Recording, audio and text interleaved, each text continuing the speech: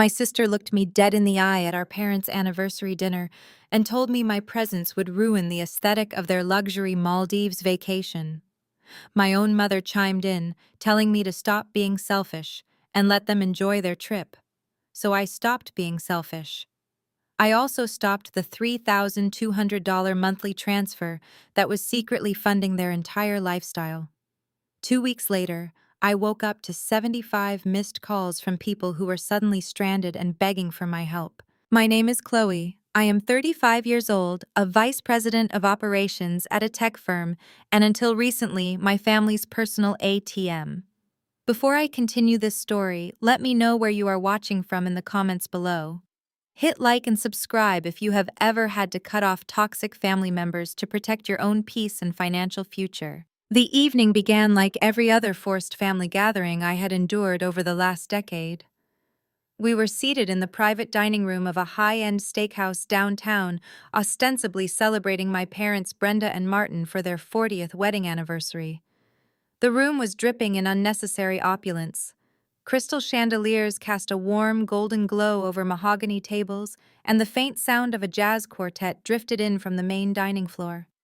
I wore a tailored emerald pantsuit, having rushed straight from a board meeting, feeling the familiar exhaustion deep in my bones. Across from me sat my younger sister, Jasmine. At 32, Jasmine had never held a job for more than 6 months. She referred to herself as an entrepreneur and a digital creator, titles that practically meant she spent her days curating a fake life on social media, while I quietly paid the bills. Beside her was her husband, Trevor. Trevor was a failed day trader who came from old money but had been cut off by his own parents years ago.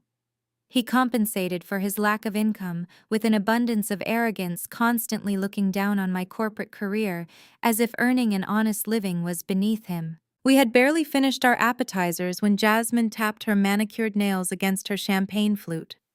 The sharp clinking sound immediately commanded the attention of the table. My parents looked at her with the kind of absolute adoration they never seemed to have left over for me. Jasmine reached into her oversized designer bag and pulled out a stack of thick cream-colored envelopes. They were sealed with gold wax and looked like royal decrees.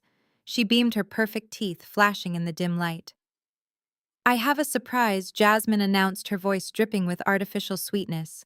"For Mom and Dad's anniversary, Trevor and I have put together the ultimate family getaway. We are taking you both to a private luxury villa in the Maldives for 2 weeks." My mother gasped, pressing her hands to her chest as tears instantly pooled in her eyes.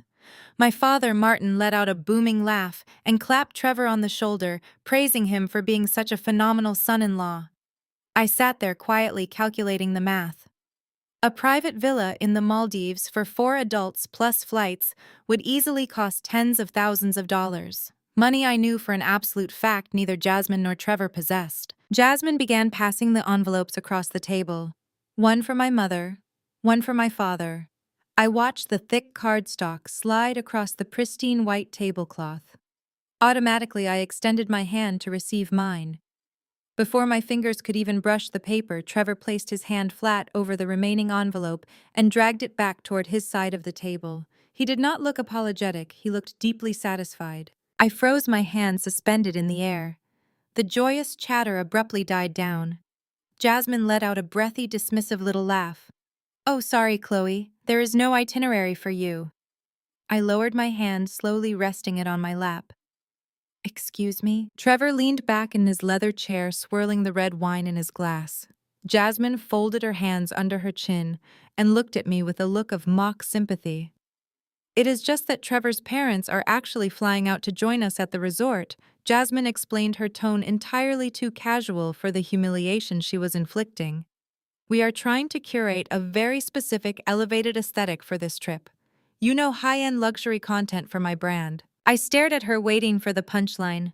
My own sister was telling me I did not fit the visual aesthetic of a family vacation. "You are just always so stressed," Jasmine continued, waving her hand as if swatting away a fly. "You are always glued to your phone, dealing with your spreadsheets and corporate emergencies. You are just too much of a workaholic, Chloe.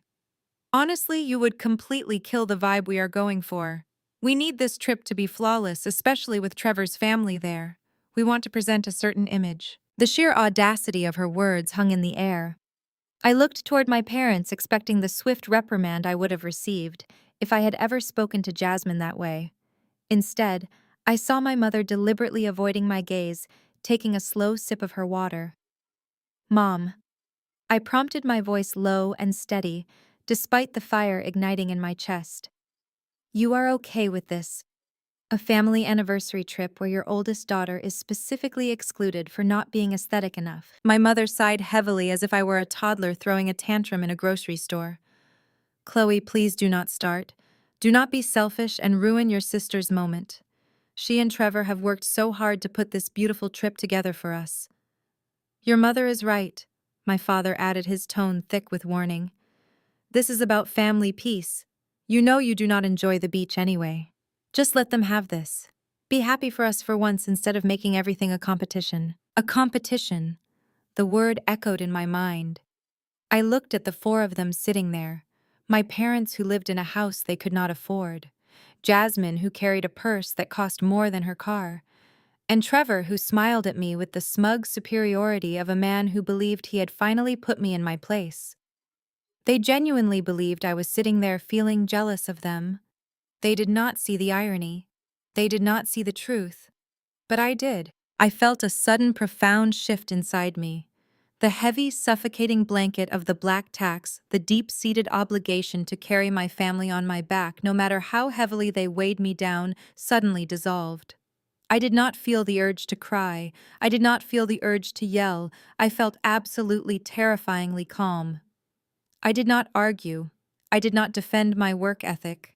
I simply reached for my water glass, took a slow, refreshing sip, and set it down precisely on the coaster. You know what, Jasmine, I said, my voice completely devoid of emotion. You are absolutely right.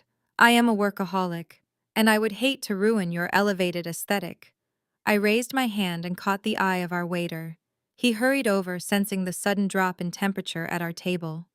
Yes, ma'am? He asked politely. I need my check, please, I said smoothly. Just for my steak and my sparkling water. The rest of the table will be on a separate tab. Trevor rolled his eyes, muttering something about me being dramatic, but I ignored him. As the waiter walked away to print my receipt, I reached into my purse. I did not pull out my wallet right away. First, I pulled out my phone and unlocked the screen.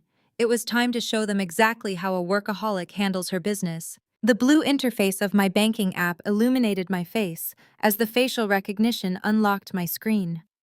I navigated straight to the recurring transfers dashboard, a page I usually avoided looking at too closely because it always made my chest tight with quiet resentment.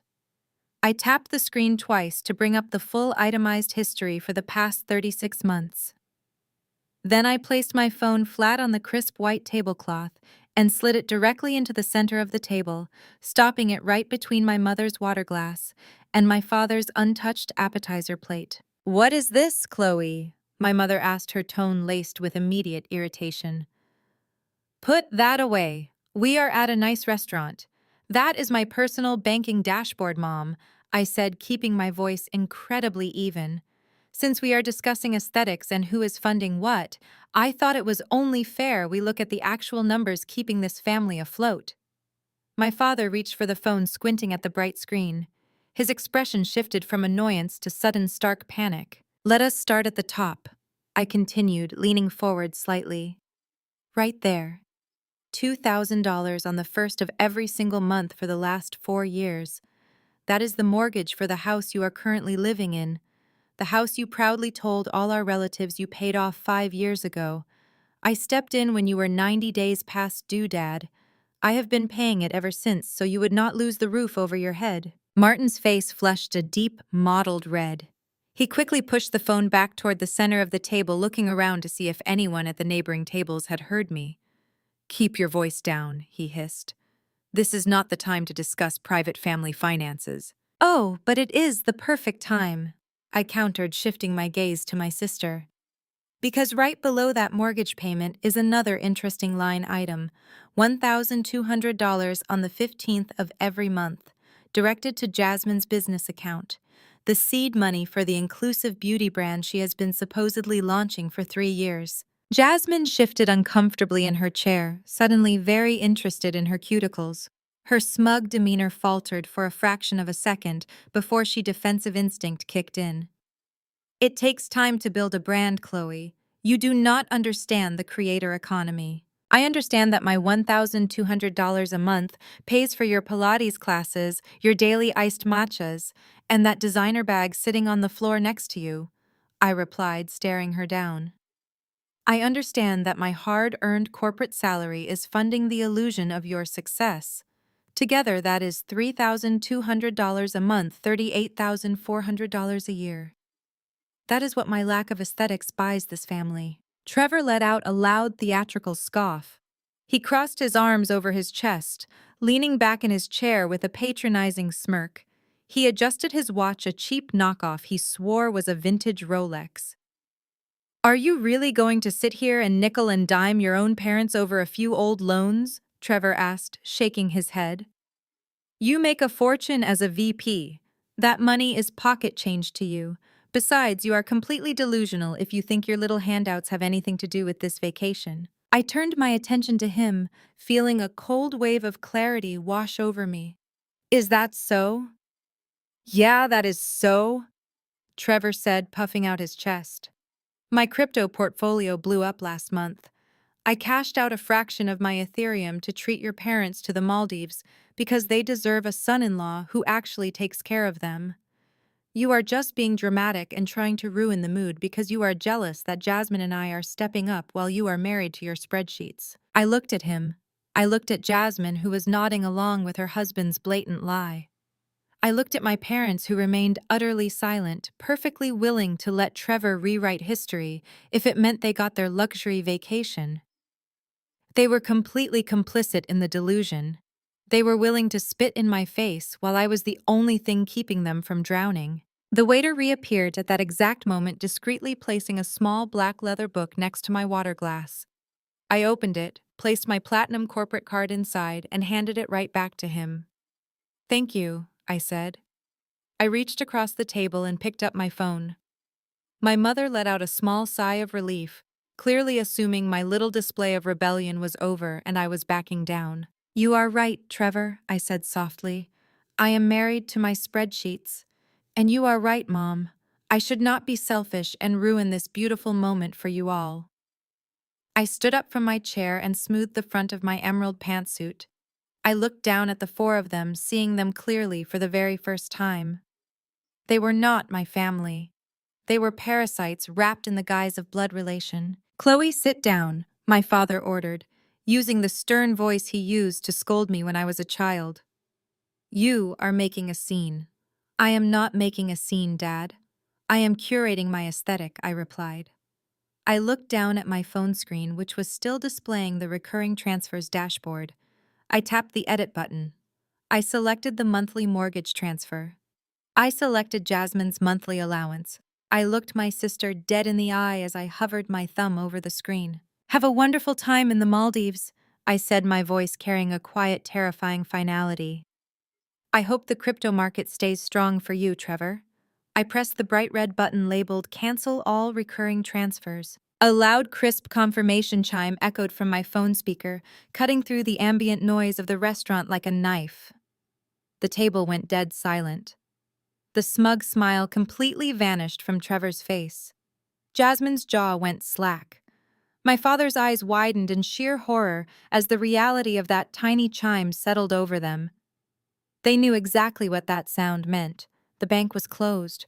48 hours had passed since the sharp chime of my banking app echoed through the private dining room of that steakhouse.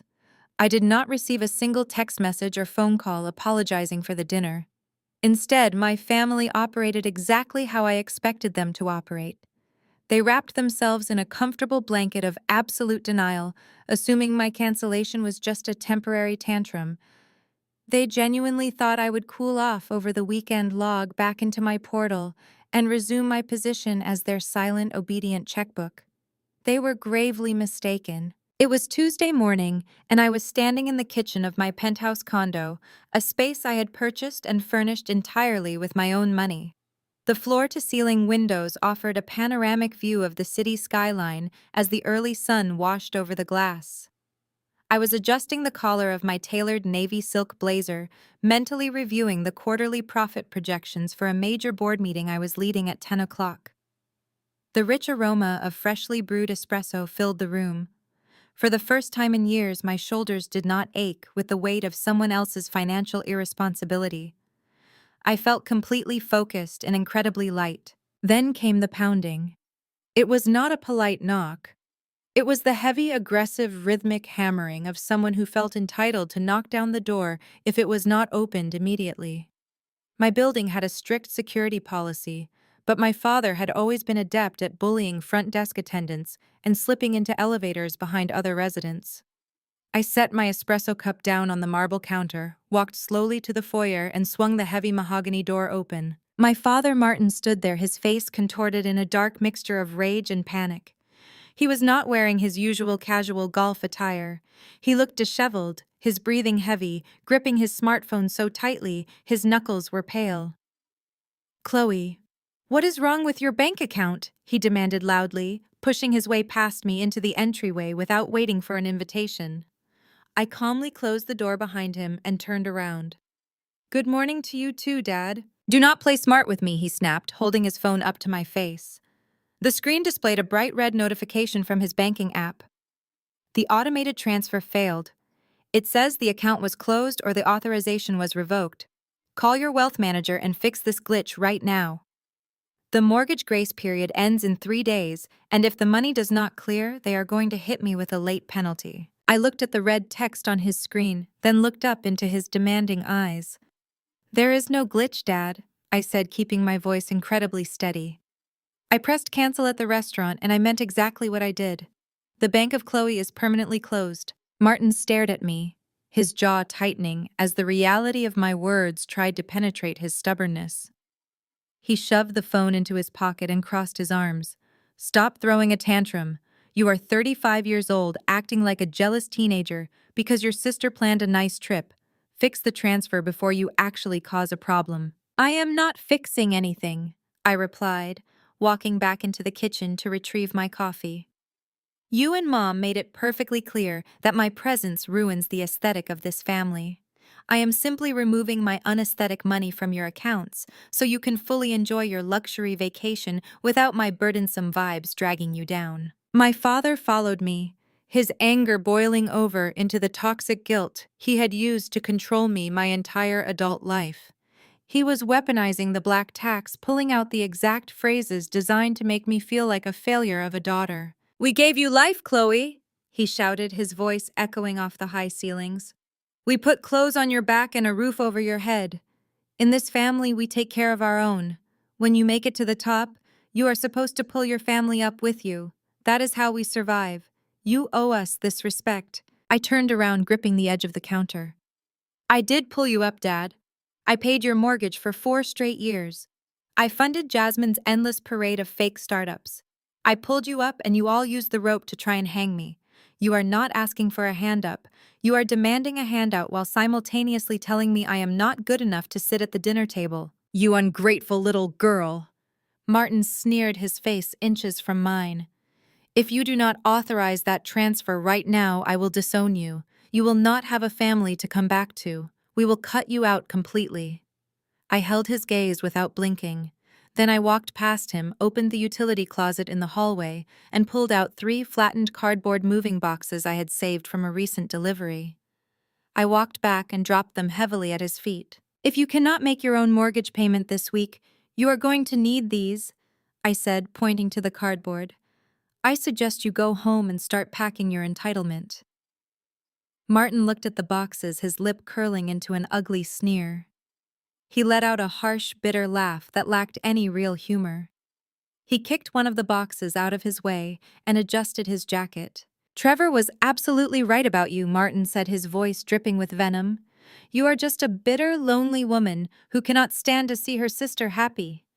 You think you hold all the power because of your corporate job and your spreadsheets, but we do not need your little handouts anymore, Chloe."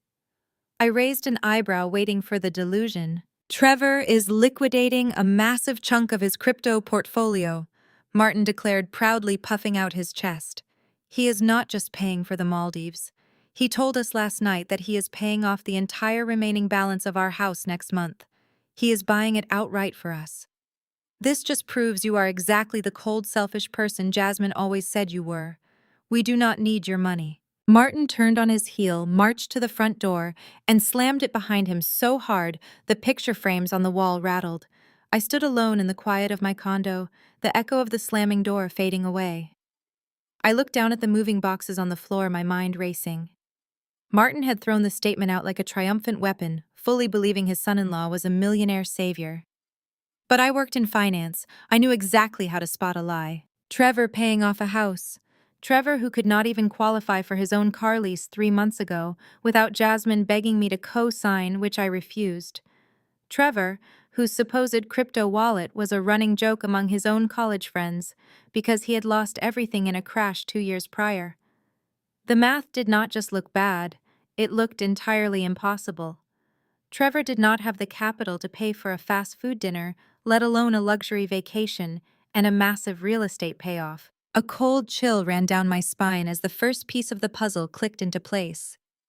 They were not just delusional.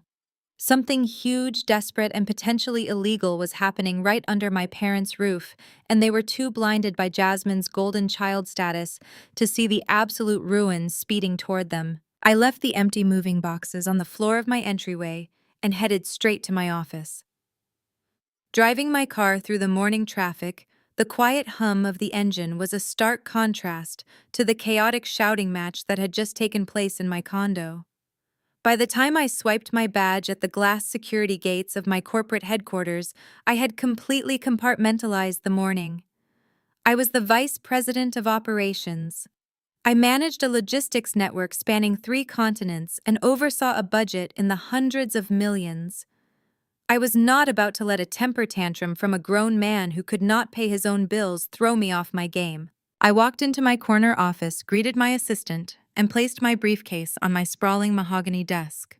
The floor-to-ceiling windows offered a sweeping view of the city, a daily reminder of exactly how hard I had worked to build a life completely independent of my family's dysfunction. Just as I sat down and opened my laptop to review the Q3 projections, my phone began to vibrate violently against the polished wood. The screen lit up with a photo of Jasmine. I watched the phone buzz until it stopped. 10 seconds later, it started again. She was relentless. 3 times, 4 times, 5 times, 6 consecutive calls back-to-back demanding my immediate attention. In the past, my anxiety would have spiked. The old Chloe would have answered by the second ring, terrified of the inevitable guilt trip, eager to smooth things over and keep the peace. The new Chloe simply reached out, tapped the screen, and sent the 7th call directly to voicemail. Deprived of an audience to scream at Jasmine, resorted to her weapon of choice. The text messages started pouring in a rapid-fire barrage of entitlement and delusion. I picked up the phone and read them as they populated on my screen.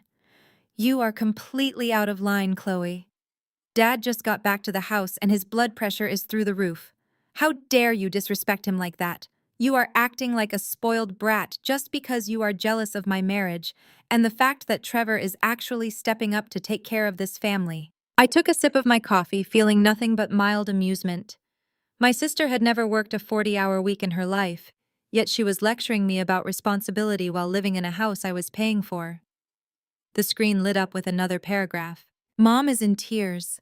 She cannot believe you would try to sabotage their anniversary trip like this. But guess what? You failed. Trevor already has everything handled. We do not need your toxic energy dragging us down. Since you want to act like you are not part of this family, consider your wish granted. You are officially banned from all future family holidays until you issue a formal written apology to Mom, Dad, and Trevor. Do not even think about showing up for Thanksgiving." There it was, the ultimate threat, the weapon they had used to keep me in line for over a decade, the threat of exclusion. They always assumed my greatest fear was being cast out of the family circle. They never realized that being cast out of a toxic environment was not a punishment. It was a promotion. I looked at the long, dramatic paragraphs of text. Jasmine was waiting for me to engage. She wanted a fight. She wanted me to send back a long emotional defense of my actions so she could show it to our parents and paint me as the hysterical, bitter older sister. I refused to give her the satisfaction. I tapped the reply box, opened my emoji keyboard, and selected a single simple icon, the thumbs up emoji. I hit send. Then I placed my phone face down on the desk and turned my attention back to my spreadsheets. The silence that followed was absolute. The thumbs up was the ultimate dismissal. It robbed her of any power, acknowledging her ridiculous threats without offering a single word of validation. I knew it would drive her absolutely insane. For the next 4 hours, I buried myself in my work. I led my board meeting, approved a massive vendor contract, and ate a quiet salad at my desk. The stress of the morning had completely melted away. I felt incredibly focused. I was finally experiencing the soft life I had always promised myself, a life where I was not carrying the dead weight of 4 ungrateful adults. At 2 o'clock in the afternoon, my phone lit up again. I glanced at the screen, expecting another desperate paragraph from Jasmine, or perhaps a guilt-tripping voicemail from my mother. But this notification was not a text message. It was a stark red banner from my banking institution. It was an automated fraud alert. I picked up the phone and opened the secure message. The text was brief and clinical. It asked me to verify a recent transaction attempt to ensure my account security had not been compromised. Did you attempt a charge of $8,000 at Elite Global Travel Escapes? Reply yes to authorize or no to report fraud. My brow furrowed in confusion. Elite Global Travel Escapes? It was a luxury travel agency. I certainly had not booked anything with them. But what caught my attention was the specific account number listed at the bottom of the alert. It was not my primary platinum corporate card. It was not the checking account I used for daily expenses. It was a line of credit connected to an old secondary credit card I had opened 6 years ago and rarely ever used. In fact, that specific physical card had been sitting in a drawer at my parents' house since the day I accidentally left it there after paying for their emergency roof repair 3 years ago. I stared at the $8,000 figure. The pieces of the puzzle I had been looking at all morning suddenly slammed together with terrifying clarity. Trevor was not liquidating his crypto portfolio. Trevor did not have a crypto portfolio. Trevor and Jasmine were flat broke. They had promised my parents the world, expecting my usual monthly $3,200 deposit to cover the initial hotel holds and flight deposits. When I canceled the transfer at the restaurant, their entire house of cards collapsed. They were desperate. They had a luxury trip to pay for and no money to do it. So they did what entitled people always do when backed into a corner. They resorted to theft. Jasmine had gone into that drawer, found my old credit card, and handed it to her husband to fund their aesthetic lifestyle. They actually thought they could charge an $8,000 vacation to my name, and I would just quietly pay the bill to keep the family peace. A cold, dark smile spread across my face. I tapped the screen and typed a single word in reply to the bank. No. I hit send, immediately flagging the transaction as fraudulent and locking the account permanently. Trevor and Jasmine had just crossed a line they could never uncross. They were no longer just toxic family members. They were criminals who had just attempted federal wire fraud, and they had absolutely no idea that the trap they had set for themselves was about to snap shut. The morning after I blocked the fraudulent $8,000 charge, a strange quiet fell over my phone. Jasmine did not call to scream at me. My mother did not text me another guilt trip. But I knew my sister too well to believe she had simply accepted defeat. Jasmine did not retreat. She just changed the battlefield. If she could not steal my money in the dark, she was going to assassinate my character in the light. I was on the treadmill at my gym when my notifications began to surge. It was not work emails. It was a rapid-fire stream of tags, direct messages, and comments across every social media platform I owned. I stepped off the machine, wiped the sweat from my forehead, and opened Instagram. Right at the top of my feed was a reel Jasmine had posted an hour ago. She had already cross-posted it to TikTok, where it was rapidly gaining traction. The video was a masterclass in manipulation. Jasmine was sitting in her pristine, neutral-toned living room, wearing a beige cashmere sweater that looked incredibly expensive but was undoubtedly purchased with my money. She was staring mournfully out the window, a soft, melancholy piano track playing in the background. The text overlaid on the video read, "Sometimes the hardest part of growing up is realizing you have to cut off toxic, jealous family members to protect your peace." The caption was even worse. She wrote a long, dramatic paragraph about how she and Trevor were just trying to do something beautiful for our parents' anniversary, but certain people could not handle seeing others happy. She did not use my name, but she did not have to. Everyone in our circle knew exactly who she was talking about. To make matters worse, she intentionally tagged several of Trevor's wealthy white relatives in the comments, specifically his Aunt Beatrice and his cousin Julian. She was actively performing for her white in-laws, painting herself as the sweet, victimized wife who was bravely shielding her marriage from her angry, bitter black sister. The social media posts were just the match. The explosion happened in my text messages. Jasmine had effectively deployed her flying monkeys. Extended family members and mutual friends, people who had not bothered to check on me in months, were suddenly blowing up my phone with unsolicited advice and harsh judgments. My Aunt Sarah left a scathing voicemail. "Chloe, I just saw Jasmine's video. I cannot believe you are acting like this.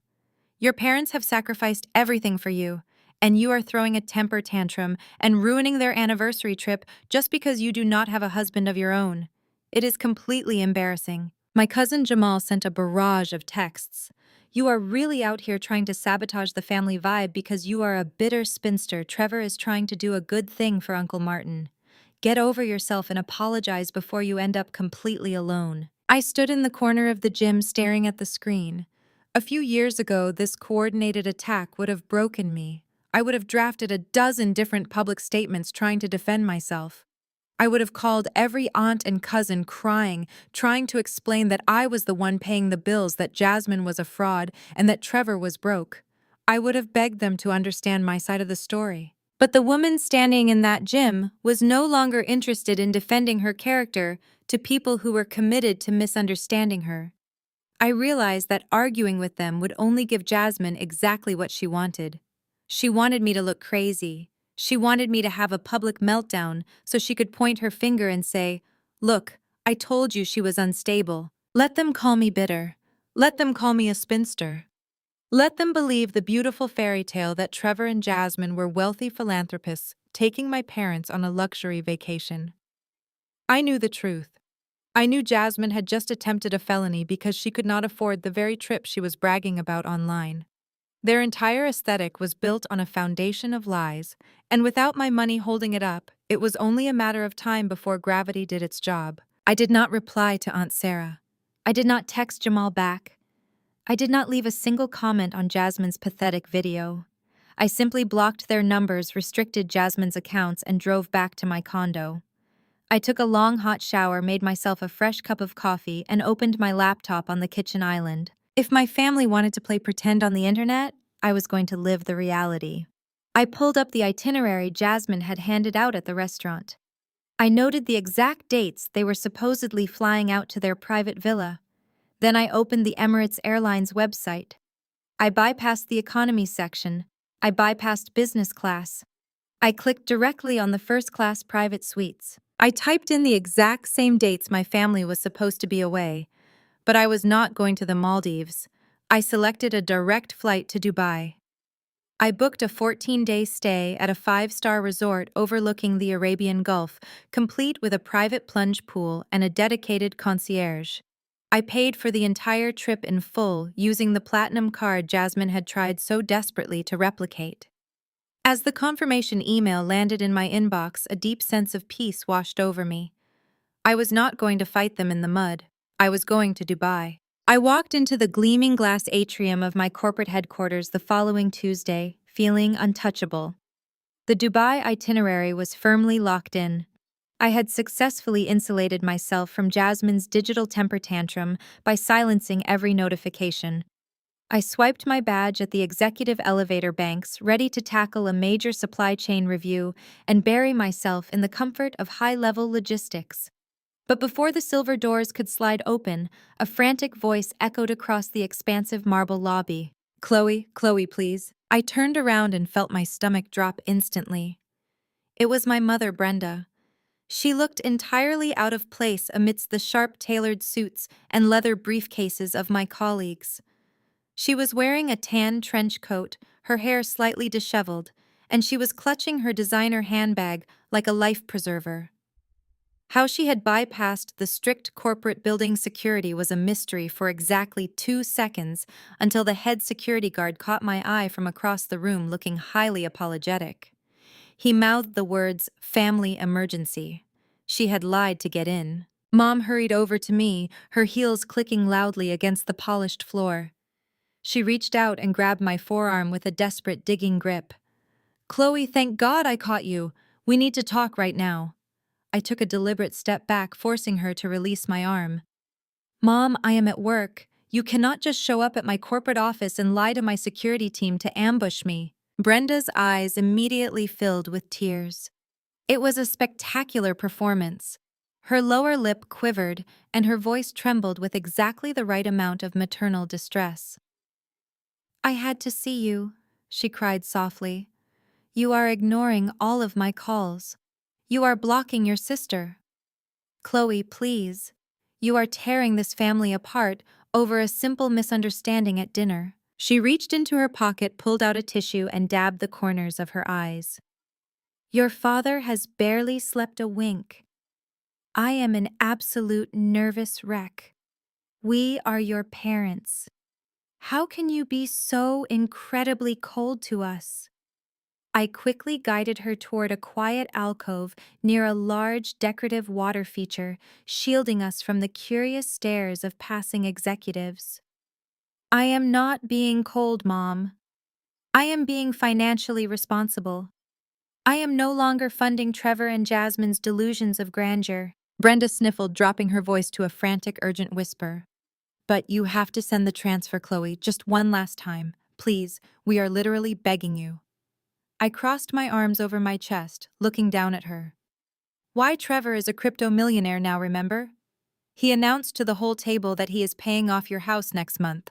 Why do you need my $3,200 so badly?" Brenda looked around nervously, her hands shaking as she twisted the tissue into a tight knot. "The travel agency needs the final deposit by Friday morning.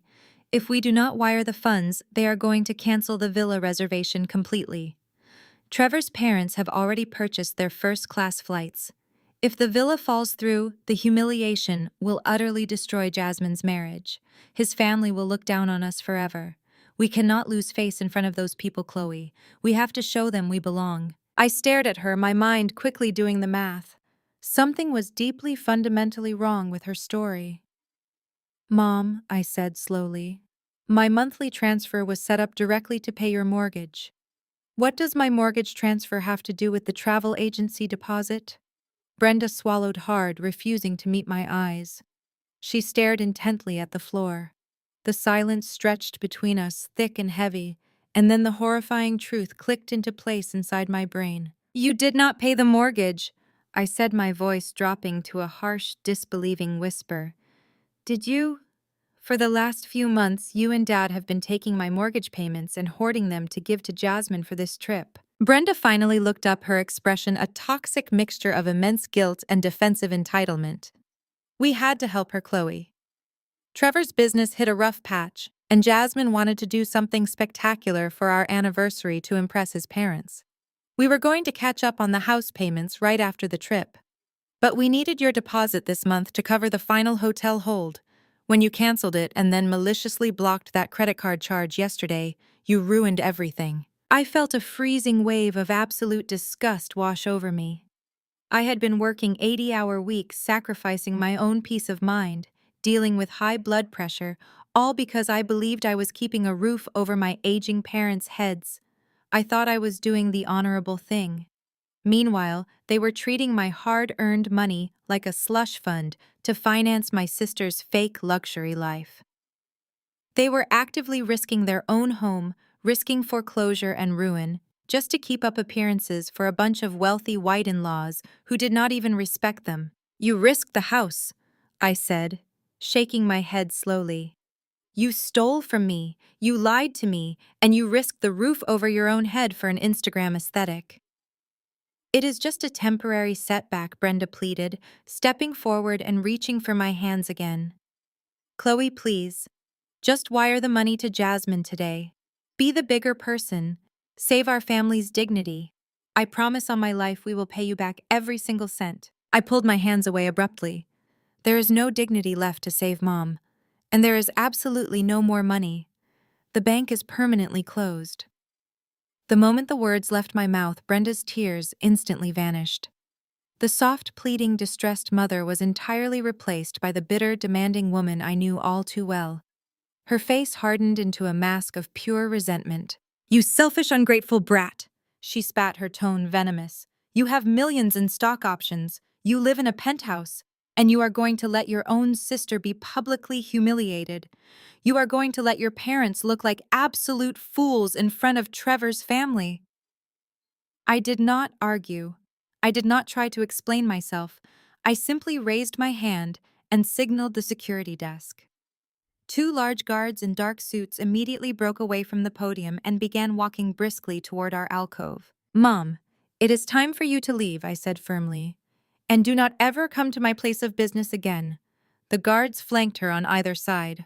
Ma'am, we need to escort you off the premises immediately, the taller guard instructed. Brenda's face twisted in absolute fury.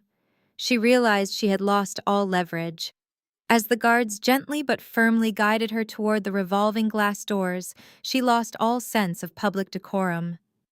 She turned back toward me, her voice echoing loudly across the marble lobby for every executive assistant and client to hear.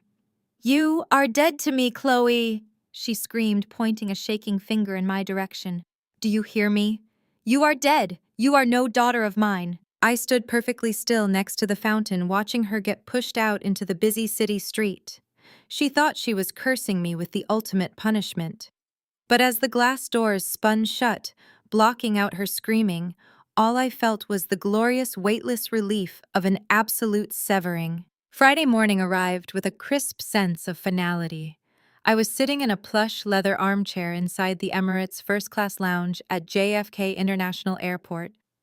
A flute of chilled vintage champagne rested on the marble side table next to me.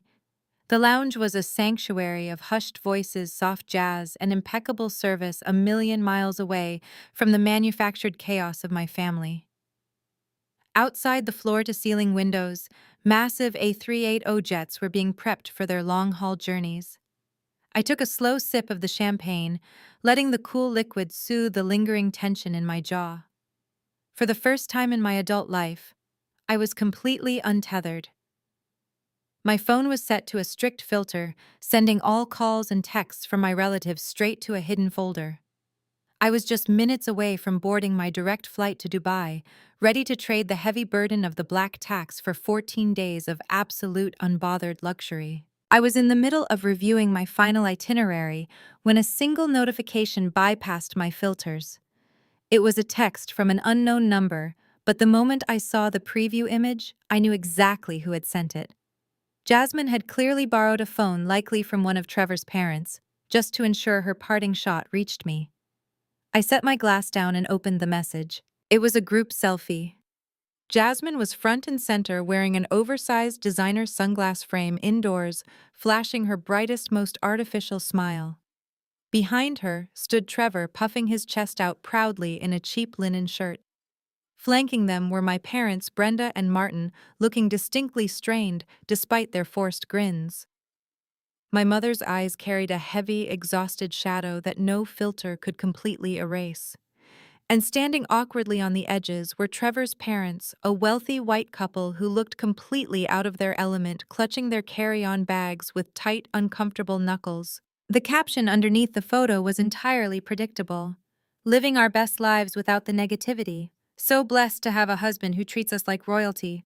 Maldives, here we come. A week ago, that message would have sent a sharp spike of adrenaline straight through my chest. I would have felt the burning sting of rejection, the desperate need to prove my worth to people who were committed to misunderstanding me. But sitting in that quiet, luxurious lounge, I felt absolutely nothing but clinical curiosity.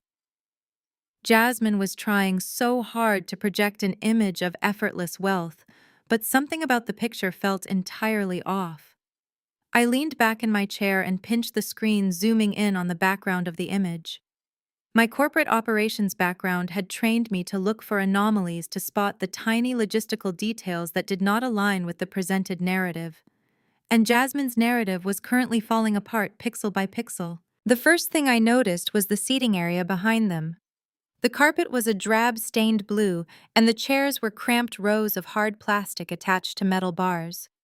It looked absolutely nothing like the international departure terminal for premium airlines that flew to the Indian Ocean. It looked exactly like a domestic budget airline gate. I zoomed in further, tracing the background until my eyes landed on the glowing digital sign above the boarding desk in the upper left corner of the frame. It read, Gate B14. I knew this airport like the back of my hand. Terminal B was exclusively used for domestic budget carriers. You could not catch a luxury flight to the Maldives from Gate B14. You could barely catch a flight with complimentary peanuts from Gate B14. My heart rate stayed perfectly steady as I moved my thumb across the screen, focusing on my father's hand. He was holding a stack of boarding passes, trying to angle them away from the camera, but a small sliver of the top ticket was clearly visible. I magnified the image until the printed text was legible. There was no gold foil. There was no premium class indicator. It was a standard economy class ticket, printed on flimsy thermal paper. You could even see the bright red logo of a notorious discount airline peeking out from under his thumb. But the most damning piece of evidence was the three-letter airport destination code printed in bold black ink, right next to my father's knuckle. It did not say MLE for Male International Airport. It said MCO, Orlando, Florida. I let out a short, genuine laugh that caused a passing flight attendant to smile politely in my direction. The sheer audacity of their lie was breathtaking. Trevor's supposed crypto fortune had obviously never materialized. My old credit card had been permanently blocked. They literally had zero funds to pay for the luxury villa or the international flights. Instead of admitting the truth, canceling the trip, and facing the ultimate humiliation in front of Trevor's parents, they had doubled down on the delusion. They had clearly booked the absolute cheapest domestic flight they could find at the very last minute. They were dragging everyone to a budget resort in Florida, while undoubtedly planning to post heavily edited photos online, pretending they were in an exotic paradise. They were performing a play, and the stage was actively collapsing underneath them. But a trip to Florida, even a cheap one, still required money. It required a hotel hold for multiple rooms, rental cars, and daily dining expenses for 6 adults. Money they absolutely did not have, because my $3,200 deposit was sitting safely in my own high-yield savings account. They were flying straight into a financial brick wall, and they had a pair of wealthy, judgmental in-laws tagging along to witness the inevitable crash. I realized then why my mother had looked so frantic at my office. She knew they were walking into a trap of their own making. She knew that without my money to cover the incidental charges and hotel deposits once they landed, the entire facade would shatter. I closed the photo and deleted the message thread entirely. I did not text back to gloat. I did not call them out on their pathetic, transparent lie. I simply picked up my glass, finished the last drop of champagne, and stood up as the boarding announcement for my first-class suite to Dubai echoed softly through the lounge. They wanted to live their best lives without me. Now they were about to find out exactly how expensive reality could be when the free ride abruptly ends. I handed my first-class boarding pass to the gate agent and walked down the carpeted jet bridge. Stepping into the Emirates cabin felt like crossing a physical boundary between my old life of endless obligation and my new life of absolute freedom. The flight attendant greeted me warmly by my first name and guided me to my private suite. The heavy walnut sliding doors closed behind me with a soft click, instantly shutting out the ambient noise of the cabin and the rest of the world. I sank down into the plush leather seat, stretching my legs out completely, and accepted a chilled glass of vintage champagne. Before the massive aircraft even pushed back from the terminal, I pulled my phone out of my purse. I stared at the blank screen for a long moment. I knew my family was currently boarding their cramped budget flight to Orlando. I knew that within a few hours they would land, try to check into whatever cheap hotel they had managed to book, and realize that their financial safety net was completely gone. The aggressive text messages and manipulative phone calls would inevitably start pouring in the second their credit cards began to decline. I had zero interest in being a spectator to their self-inflicted chaos. I swiped down from the top of my screen and pressed the airplane mode icon. The cellular signal vanished instantly. As the plane accelerated down the runway and lifted off into the sky, I felt a physical weight lift from my shoulders. For the next 14 hours, I was completely unreachable. It was the most profound, beautiful silence I had experienced in my entire adult life. When we finally touched down in Dubai, the evening sun was casting long golden shadows across the desert landscape. A private chauffeur was waiting for me at the arrivals gate, holding a sleek digital tablet with my name displayed. As I settled into the back seat of the air-conditioned luxury sedan, I knew I had to reconnect to the cellular network, but I was fiercely protective of the peace I had found in the air. I opened my phone settings and meticulously created a custom focus mode. I manually selected the contacts for my mother, my father Jasmine, and Trevor. I routed every single one of their phone calls directly to voicemail without allowing the phone to ring. I directed every text message straight into a hidden silenced folder. There would be no banners popping up on my screen. There would be no sudden vibrations to spike my anxiety. I locked the device and looked out the tinted window at the towering futuristic skyscrapers illuminated against the night sky. The radio silence had officially begun. The next 9 days were an absolute revelation. My resort was a sprawling, opulent oasis located right on the edge of the crystal-clear Arabian Gulf. My mornings started with private yoga sessions on my terrace, the warm ocean breeze washing over me, followed by elaborate breakfast spreads featuring fresh exotic fruits, warm pastries, and perfectly brewed Arabic coffee. There was no one sitting across from me demanding my money. There was no one rolling their eyes at my career or telling me my presence ruined their aesthetic. I was surrounded by beauty, and for the first time I felt like I truly belonged in it. I spent my afternoons lounging by the exclusive beach club and attending high-level networking dinners. I connected with international executives and brilliant entrepreneurs who respected my corporate background instead of resenting it. One evening, I attended a private yacht mixer and met a phenomenal group of successful Black women from London, Johannesburg, and Atlanta. We sat under the stars drinking expensive wine and talked openly about the heavy, suffocating burden of the Black tax. We shared stories of the immense pressure placed upon us to be the strong, uncomplaining financial pillars of our families.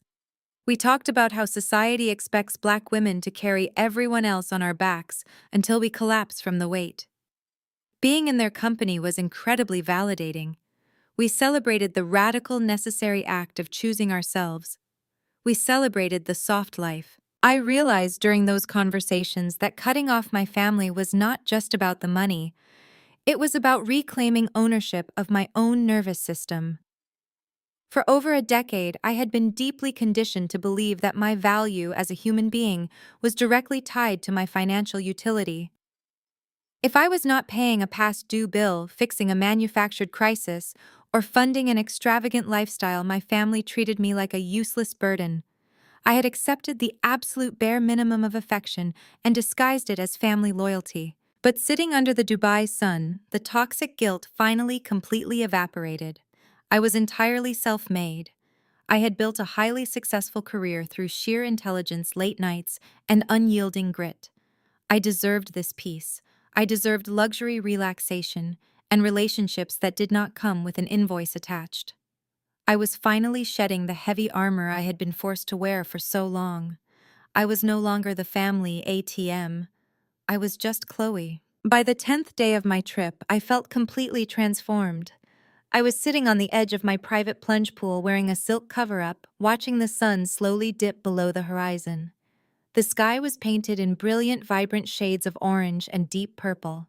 The total silence from my family had been a glorious gift, but human curiosity is an incredibly powerful thing. I knew they were supposed to be checking out of their budget Florida resort around this time. The trip was officially over, and I wanted to know exactly how spectacularly the facade had crumbled.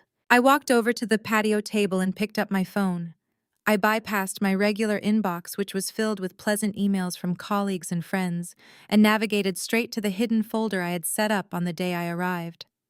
I took a deep, steadying breath and tapped the screen to open the archive. I did not expect the sheer staggering volume of panic that greeted me. The screen instantly lit up with a solid wall of bright red notification badges.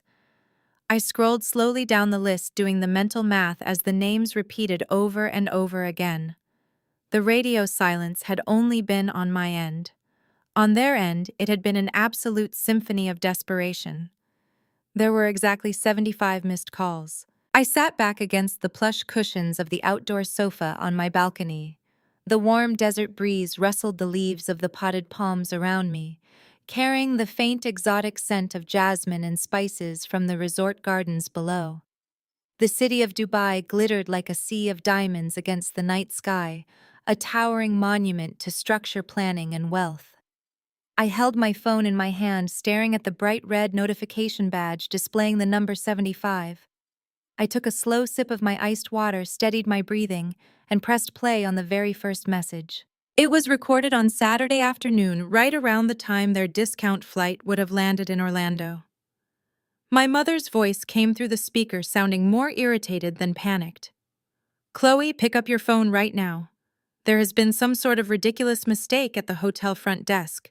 They are saying your credit card authorization was revoked, and they need a new card for the incidental holds. Trevor's parents are sitting in the lobby, and it is incredibly embarrassing. Call your bank and fix this glitch immediately." I deleted the message without a second thought. She was still living in the absolute delusion that I was going to magically rescue them from their own lies. The next 10 voicemails followed a very similar predictable pattern. My father chimed in around voicemail number 5, his tone gruff and demanding, ordering me to stop playing games and act like a responsible adult. But by voicemail number 12, the tone of the archive abruptly shifted from arrogant annoyance to sheer, unadulterated panic. Jasmine had clearly ripped the phone away from our mother. Her voice was shrill, echoing loudly off what sounded like a tiled public bathroom wall. "Chloe, you vindictive witch, pick up the phone. Every single card Trevor has is declining. The front desk manager is threatening to cancel our entire reservation. Julian and Beatrice are looking at us like we are absolute garbage. You planned this. You maliciously planned to humiliate me and ruin my marriage just because you are jealous of my life. If you do not wire $10,000 right now, I will never forgive you." I listened to her hysterical breathing for a moment before the automated system moved to the next message. She was still trying to use the threat of her forgiveness as currency, completely unaware that her approval was utterly worthless to me now. As I listened through the 20s and 30s, the narrative of their doomed vacation unfolded like a slow-motion car crash. The timeline stretched from Saturday evening into Sunday morning. I could hear the background noise changing from a busy hotel lobby to a noisy street corner. They had obviously been forced to confess to Trevor's parents that the Maldives trip was a lie, likely blaming it on a last-minute booking error by a travel agent to save face. But the Florida resort was demanding payment for the rooms up front, and Trevor's mythical crypto fortune was suddenly nowhere to be found. By voicemail number 50, recorded late Sunday night, the arrogance had been completely stripped away. It was my father.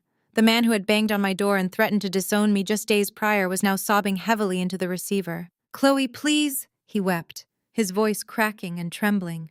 "Please, baby. They are kicking us out. We are standing in the parking lot with all our luggage." Trevor's parents got their own room and absolutely refused to pay for ours. "We have nowhere to go.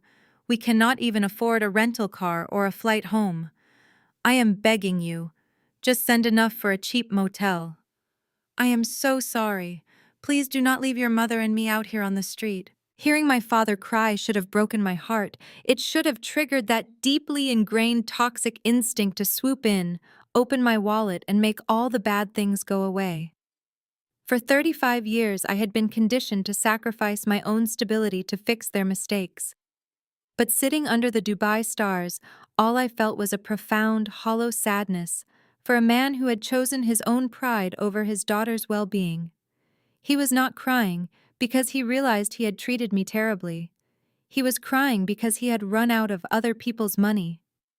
I let the messages continue to play, letting the toxic noise wash over me without absorbing a single drop of it. The messages in the 60s were mostly silent, save for the sound of my mother weeping in the background and Jasmine yelling at Trevor.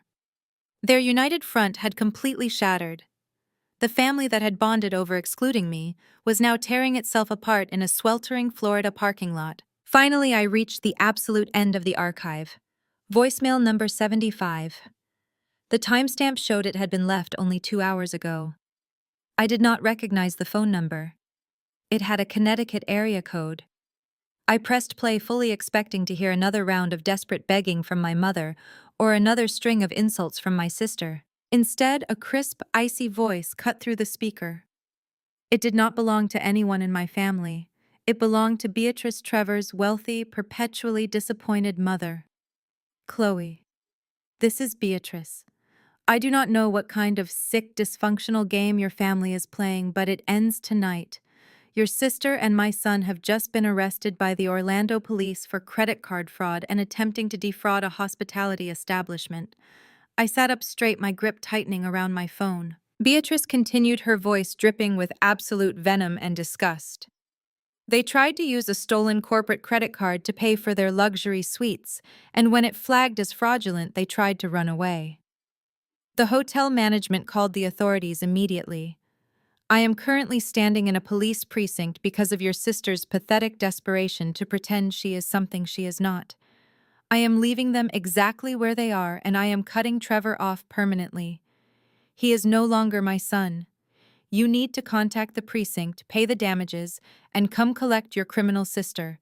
Do not ever let anyone from your family contact me again. The line went dead with a sharp click. I sat completely frozen on my balcony, the warm wind suddenly feeling very cold against my skin. The old credit card Jasmine had stolen from my parents' house was not just a regular card. I had upgraded my accounts years ago. That specific line of credit was tied to my corporate entity. Jasmine had not just tried to steal from her sister.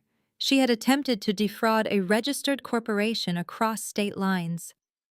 She had actually committed a felony, dragged her husband down with her, and completely destroyed her marriage in the process.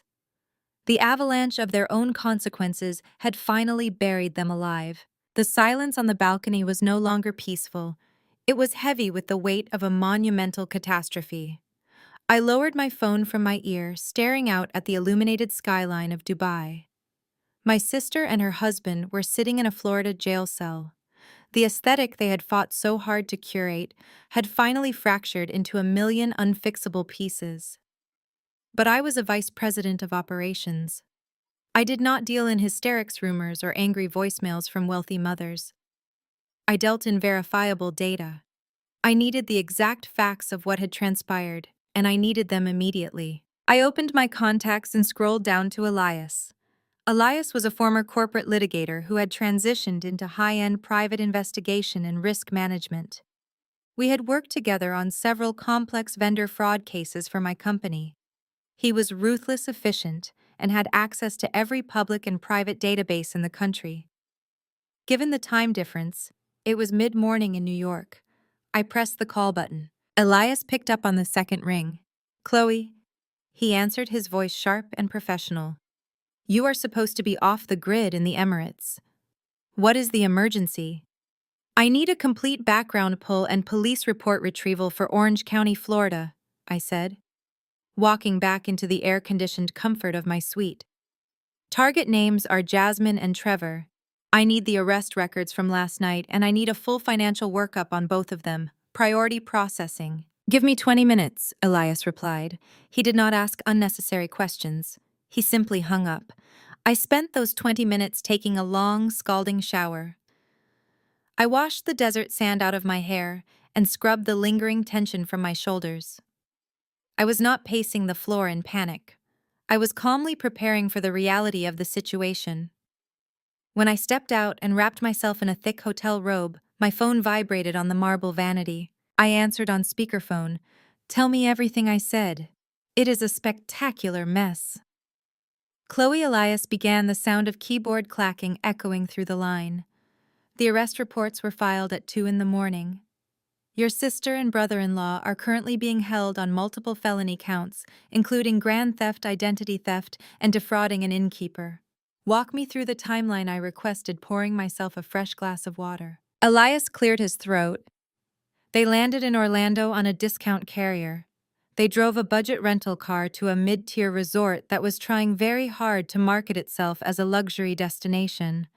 At check-in, the front desk required a major credit card for the room holds and incidental charges.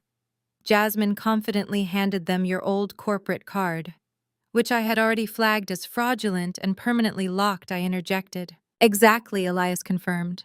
The system declined it immediately. The hotel manager came out and informed them the card was reported stolen. Jasmine threw a massive fit, claiming it was a bank error and demanding they let them into the rooms. Trevor panicked because his parents were standing right behind them watching the entire facade crumble.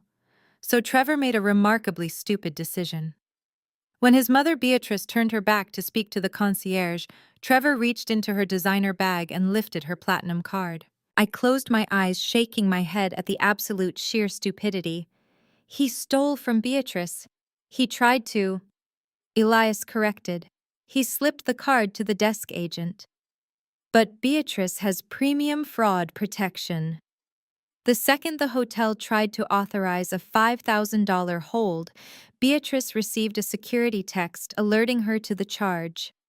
She looked at her phone, looked at the desk agent holding her physical card, and realized exactly what her son had just done. She called the police herself, I stated, already knowing the answer. She absolutely did, Elias said, a hint of amusement in his voice. The police report states that Beatrice demanded the officers arrest both of them on the spot. Jasmine resisted and tried to blame the entire thing on you, screaming that you were supposed to wire the money. The officers did not care. They handcuffed them in the middle of the lobby in front of dozens of vacationing families. What about Trevor's crypto fortune, I asked. Did you look into his accounts? Elias let out a dry laugh. Trevor does not have a crypto portfolio. He does not even have a standard savings account. I ran his socials and his bank records. His checking account is currently overdrawn by $400. Jasmine's inclusive beauty brand was legally dissolved by the state 6 months ago for failure to pay basic franchise taxes. They are completely, undeniably broke. They faked the Maldives trip because they assumed your monthly $3,200 deposit would hit their account in time to cover a cheap Florida alternative. When you cut off the cash flow, they had absolutely zero safety net. I walked over to the floor-to-ceiling window, looking down at the pristine resort pools far below. The precision of the destruction was almost poetic. They had built an entire kingdom on my back, and the moment I stood up, they were crushed under the weight of their own lies. So they are in jail, and Trevor's parents have washed their hands of them, I said, summarizing the wreckage. Is that everything? Elias paused. The sound of typing stopped. No, he said quietly. There is one more thing. It is actually the reason I called you back so quickly. My investigative instinct kicked in. What did you find? When I was running the financial web on Jasmine, I noticed a series of irregular transfers originating from your parents' joint checking account, Elias explained. I decided to run a background check on their primary residence just to be thorough. I know you mentioned you were paying their mortgage for the last 4 years. Yes, I confirmed. $2,000 a month on the first of the month, until this week. Chloe Elias said, his voice turning deadly serious. Your parents have not made a mortgage payment in 6 months. I froze. The glass of water in my hand suddenly felt incredibly heavy. That is impossible, I said. I have the bank statements. The money left my account every single month. I have the receipts. The money left your account. Elias agreed. But it never went to the mortgage lender. I am looking at the county property records right now. Your parents have been taking your housing money and funneling it directly into Jasmine's dead business account. They are thousands of dollars in arrears. The bank issued a formal notice of default 90 days ago. A cold, hollow feeling expanded in my chest. What does that mean, Elias? It means they are in active pre-foreclosure, he said plainly. The bank has already filed the paperwork. Your childhood home goes up for public auction in exactly 3 days. Send the files to my encrypted drive right now. I told Elias, my voice dropping into the same authoritative register I used when addressing my corporate board. I need the complete paper trail. Bank statements, wire transfer logs, and the official county foreclosure filings. I want to see exactly where my money went. Give me 2 minutes, Elias replied, recognizing the shift in my tone. I am pushing the secure folder to your inbox now. I ended the call and set the phone down on the glass patio table. The warm Dubai night suddenly felt completely disconnected from the cold clinical reality of the situation unfolding back in the States. I walked back into my suite, retrieved my laptop from the safe, and brought it out to the balcony. The screen illuminated the darkness as I logged into my secure email server. The notification chimed instantly. Elias had delivered the package. I downloaded the encrypted PDF files and opened the first document. It was a digital copy of my parents' joint checking account statements spanning the last 8 months. I had always operated on a system of blind trust with them regarding the house. I set up the automated transfers years ago and never asked for receipts, assuming the basic instinct of self-preservation would ensure they paid the bank that held the deed to their home. That was my first mistake. I maximized the spreadsheet and began tracing the digital footprints of my hard-earned money. The data painted a picture of financial recklessness that defied all logic. There it was on the first of every month, an incoming transfer from my account for $3,200. $2,000 dedicated to their mortgage, $1,200 dedicated to Jasmine's fictional business. But as my eyes moved down the ledger to the outgoing transactions, a profound sense of disgust washed over me. On the second day of every month, exactly 24 hours after my money cleared, an outgoing wire transfer was initiated. They did not send $2,000 to the mortgage lender. They did not even split the money. They took a flat $3,000 and wired it directly to an external account listed under the name Apex Digital Solutions. I quickly cross-referenced the LLC name in the secondary file Elias had provided. Apex Digital Solutions was registered in the state of Delaware. The sole managing member was Trevor. I sat back in my chair and stared at the screen, letting the sheer magnitude of the betrayal sink in. My parents were not struggling to make ends meet. They were not victims of a sudden economic downturn or unexpected medical bills. They were actively, willingly taking the money I provided to keep a roof over their heads and funneling it directly into Trevor's failing shell company. They were financing his delusion of being a tech entrepreneur so Jasmine could continue posting aesthetic pictures from expensive restaurants and luxury car dealerships. They had sacrificed their own sanctuary, the childhood home I grew up in, just to maintain the illusion that Jasmine had married into wealth. I scrolled further down the bank statements. The remaining $200 from my monthly deposit was invariably spent at high-end grocery stores, luxury coffee shops, or on premium cable packages. The actual mortgage lender, First National Bank, had not received a single dime since April. My mother had stood in the lobby of my corporate office crying hysterically about a hotel deposit in Florida, knowing full well she had given my brother-in-law $18,000 of my money over the last half year. She had looked me in the eye and begged for more, while ignoring half a year's worth of final warning letters from the bank. The depth of the golden child syndrome was a sickness I could not comprehend.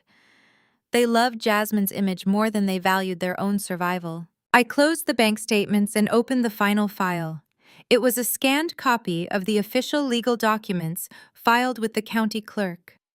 The bold capitalized letters at the top of the page read, "Notice of default and intention to sell." I read through the dense legal jargon with the practiced eye of an executive who negotiated complex contracts for a living. The bank had followed standard procedure. After 90 days of non-payment, they had issued the initial warnings. After 120 days, they had accelerated the loan, demanding the entire outstanding balance be paid in full to avoid foreclosure. My parents had ignored every single certified letter, likely burying them in a drawer somewhere, while they packed their bags for a fake trip to the Maldives. I looked at the financial breakdown on the second page. Because my parents had lived in the house for over 30 years and had refinanced twice, the actual remaining principal on the loan was shockingly low compared to the current market value of the property. The neighborhood had gentrified significantly over the last decade.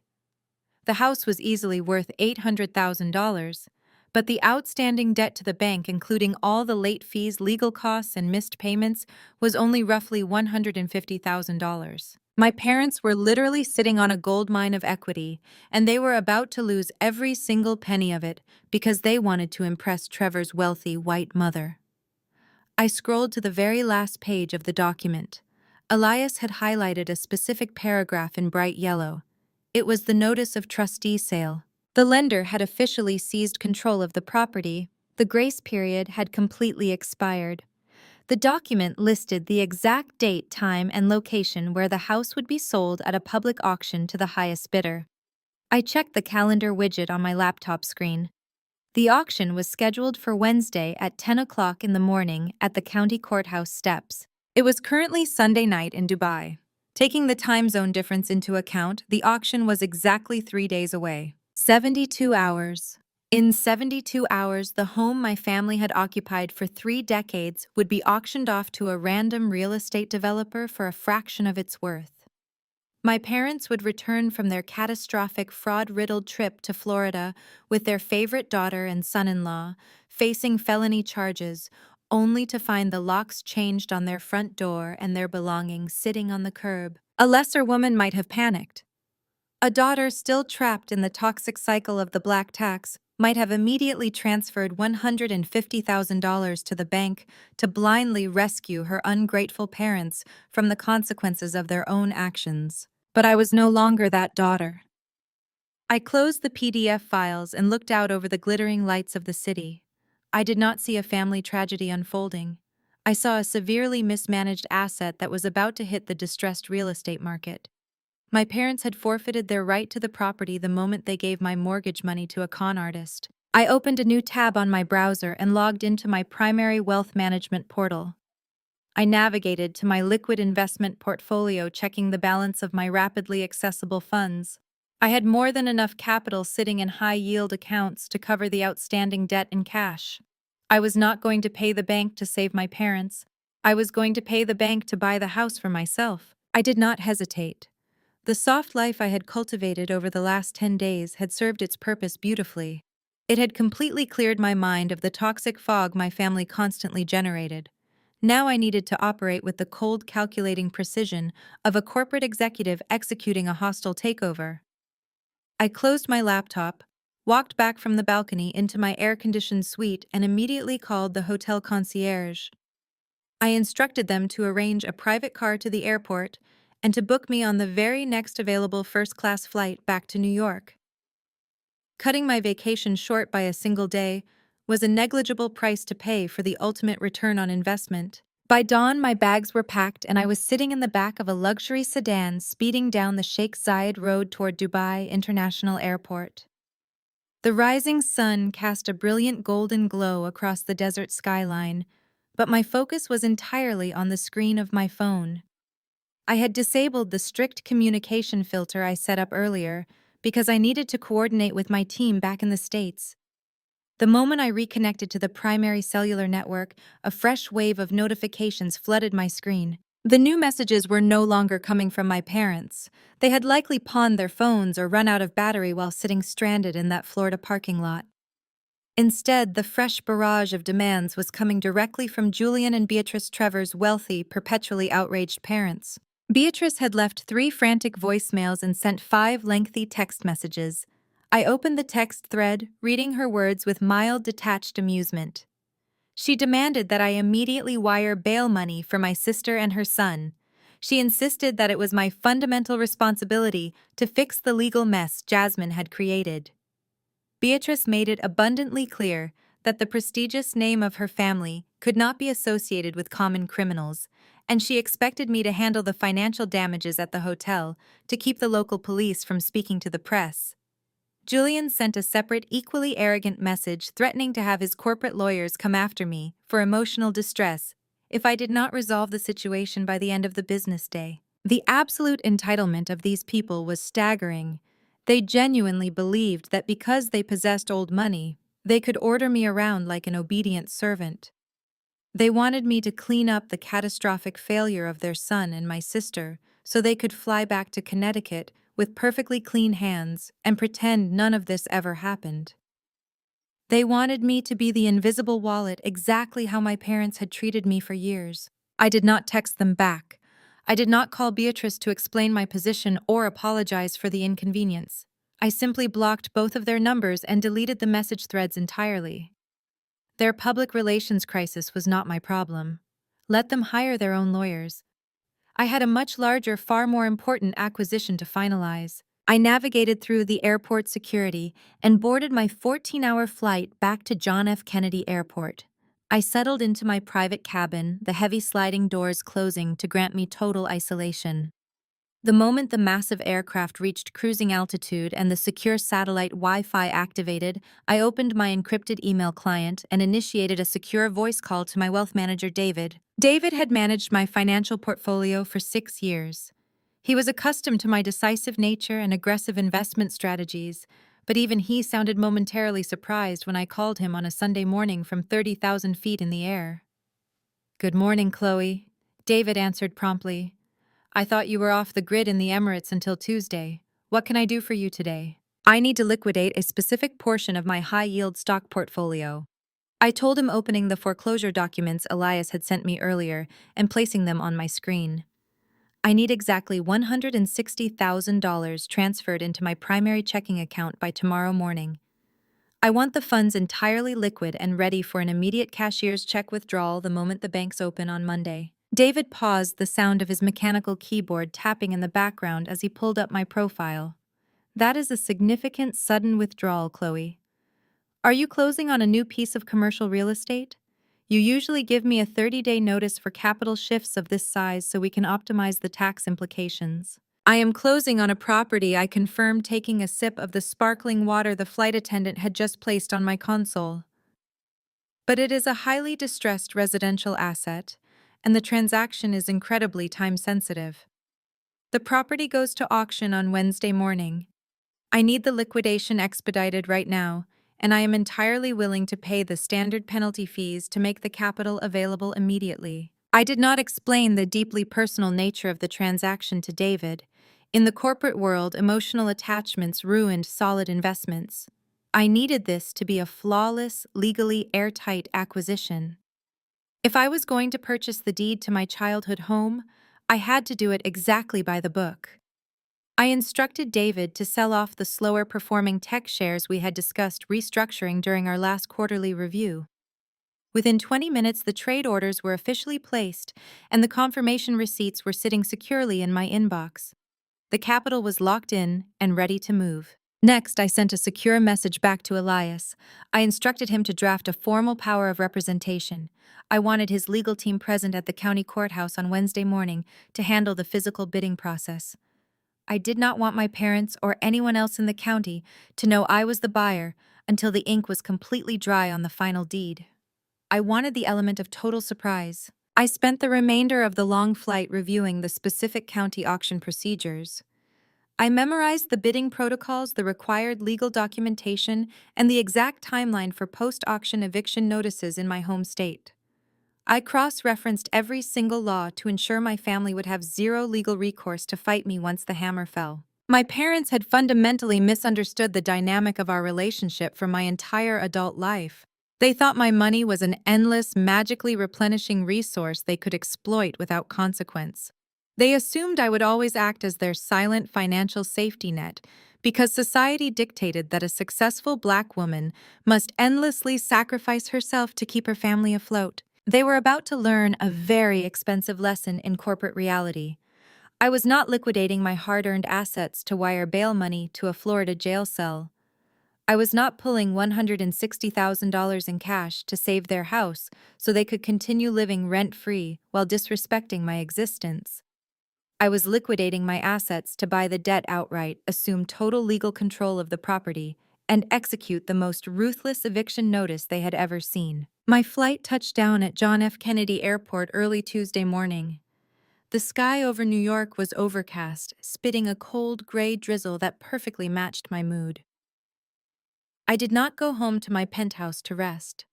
I did not stop for coffee. I walked straight off the jet bridge through the terminal and into the back of the black town car Elias had waiting for me at the curb. Elias was sitting in the passenger seat, a thick manila folder resting on his lap. He handed me a sealed envelope. Inside was a certified cashier's check for $160,000. The funds David had liquidated from my portfolio the day before had cleared exactly on schedule. Holding that slip of paper, I felt a surge of absolute, undeniable power. That piece of paper was the final nail in the coffin of my family's entitlement. We did not drive to the local retail branch of First National Bank, where my parents kept their meager checking accounts. We drove directly to the regional corporate headquarters in Manhattan, straight to the commercial lending and distressed asset division. I was wearing a tailored charcoal power suit, my hair pulled back into a severe, flawless bun. I was not walking into that building as a grieving daughter trying to beg for a grace period. I was walking in as the vice president of operations for a global logistics firm ready to execute a hostile takeover. We bypassed the lobby and took the elevator to the 14th floor. Elias had already used his legal credentials to secure an emergency meeting with the senior asset manager handling the foreclosure portfolio for the county. A receptionist led us into a glass-walled conference room overlooking the city. A few moments later, a man in a rumpled suit walked in carrying a stack of files. He introduced himself as Mr. Harrison. He looked overworked and completely uninterested, clearly expecting another emotional family member pleading for an impossible extension. "Ms. Caldwell," Mr. Harrison said, taking a seat and opening the file with my parents' address printed on the tab. "I understand you are inquiring about the property scheduled for auction tomorrow morning. I have to be honest with you. The grace period expired weeks ago. The deed is firmly in the hands of the trustee. There is absolutely nothing I can do to stop the auction at this point unless the balance is paid in full, which, respectfully, is a substantial amount of capital to produce in 24 hours." I did not offer a sympathetic smile. I did not offer an excuse for my parents' financial negligence. I simply reached into my designer briefcase, pulled out the certified cashier's check, and slid it face up across the polished mahogany table. "I am not here to ask for an extension, Mr. Harrison," I said, my voice cold and precise. "I am here to purchase the defaulted mortgage note outright. That check covers the entire outstanding principal, all accrued interest, the late penalties, and your legal fees. I am buying the debt, and I am taking immediate assignment of the deed." Mr. Harrison stopped talking. He stared at the cashier's check, his eyes widening slightly as he registered the string of zeros. He looked up at me, his demeanor instantly shifting from dismissive bureaucrat to attentive businessman. "You want to purchase the property out of pre-foreclosure," he clarified, adjusting his glasses. Elias stepped in, sliding a secondary stack of legal documents across the table. "My client is the sole managing director of an independent holding, LLC. We have the assignment of mortgage paperwork already drafted. Your bank wants this distressed asset off its books before the end of the fiscal quarter. A public auction tomorrow presents a risk. You might get less than the owed amount, or the property might revert to real estate-owned status, costing you maintenance and holding fees. My client is offering you a guaranteed zero-risk immediate cash settlement right now." Mr. Harrison looked at the check again. In the banking world, cash was the ultimate, undisputed king. An immediate full payoff without the hassle of a courthouse auction was a massive win for his department's monthly metrics. He picked up his desk phone, dialed his legal compliance department, and spoke in hushed tones for about 5 minutes. When he hung up, he pulled a silver pen from his pocket. It took exactly 45 minutes to complete the transaction. I signed my name across a dozen different lines authorizing the transfer of the funds and the reassignment of the property rights. Mr. Harrison stamped the final document, notarized the signatures, and handed me a heavy embossed folder. "The transaction is complete," Mr. Harrison said, standing up and offering a respectful handshake. The auction for tomorrow is officially cancelled. The deed will be recorded with the county clerk under your holding company by the end of the business day. Congratulations, Ms. Caldwell. You are the sole legal owner of the property. I took the folder, the weight of it feeling incredibly satisfying in my hands. I thanked him, turned on my heel, and walked out of the conference room. Stepping out of the towering glass building and back into the crisp New York air, I looked up at the sky. The rain had stopped. I owned the house. I owned the very roof that my parents and sister had slept under while plotting to exclude me from their lives. They had spent my money to build a fake kingdom, and now I literally owned the ground it stood on. I got back into the town car, but I did not tell the driver to take me home just yet. I opened my laptop and pulled up a specific contact card Elias had provided me earlier. It was not a standard property management company. It was a premium tactical eviction service known for handling high-conflict removals for luxury real estate investors. They specialized in removing hostile tenants quickly, legally, and without a single shred of hesitation. I dialed the number. A stern professional woman answered on the first ring. "I need to retain your services for an immediate residential eviction," I said, reading the address of my childhood home off the newly acquired deed. "The occupants are currently out of state, but are expected to return within the next 48 hours. They have no lease, no legal right to the property, and they are about to become extremely volatile. I want your most aggressive, no-nonsense team assigned to this case. I want the 30-day notice to vacate served to them the absolute second they pull into the driveway." "Consider it done," the woman replied. I ended the call and leaned back against the leather seat. The trap was perfectly set. My family was sitting in a Florida precinct, their fake wealth completely exposed, their reputations destroyed, and their golden child facing felony charges. They were entirely relying on the assumption that they could retreat to the safety and comfort of their home to lick their wounds and regroup. They had absolutely no idea that their home no longer belonged to them. I had fully intended to return to my penthouse after leaving the corporate offices of First National Bank. The cashier's check was cashed, the deed was transferred, and the premium eviction team was already on standby. My business in New York was officially concluded. I was sitting in the back of my town car, instructing the driver to take me home, when my phone violently vibrated with a rapid succession of text messages. They were from my father. "Chloe, please answer. We are at the police precinct in Orlando. Your mother collapsed in the lobby. She is having severe chest pains. The paramedics are looking at her now. She says she is dying. We have no money, no car, and we do not know what to do. Please come. We have absolutely no one else." It was a classic, highly calculated Brenda manipulation tactic. Whenever my mother lost control of a situation, she miraculously developed a life-threatening medical emergency designed to force immediate compliance. Part of me wanted to ignore the message, silence the phone, and go back to my luxury condo to enjoy a glass of wine. But the corporate strategist in me recognized a rare, perfect opportunity. The trap had been completely set in New York, but I needed to look my family in the eye when the steel jaws finally snapped shut. I wanted to witness the absolute end of their delusion in person. I tapped the glass partition and told my driver to turn around and head back to John F. Kennedy Airport. By late afternoon, I was walking through the heavy glass doors of the Orange County Sheriff's Office in Florida. The precinct lobby was a masterclass in institutional depression. It smelled faintly of cheap bleached stale coffee and collective despair. The fluorescent lights buzzed overhead, casting a harsh, unforgiving glare over the room.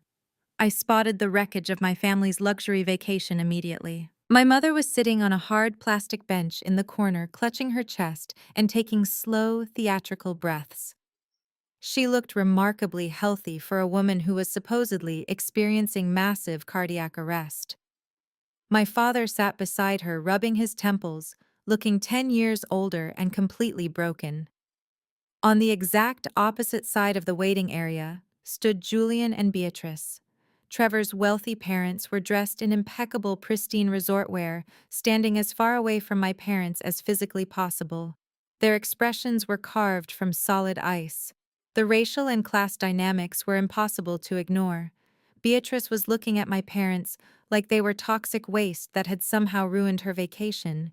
Before Brenda could spot me and launch into her dying mother performance, a uniformed deputy opened a heavy metal door and announced that the visitation room was open for the inmates' legal contacts.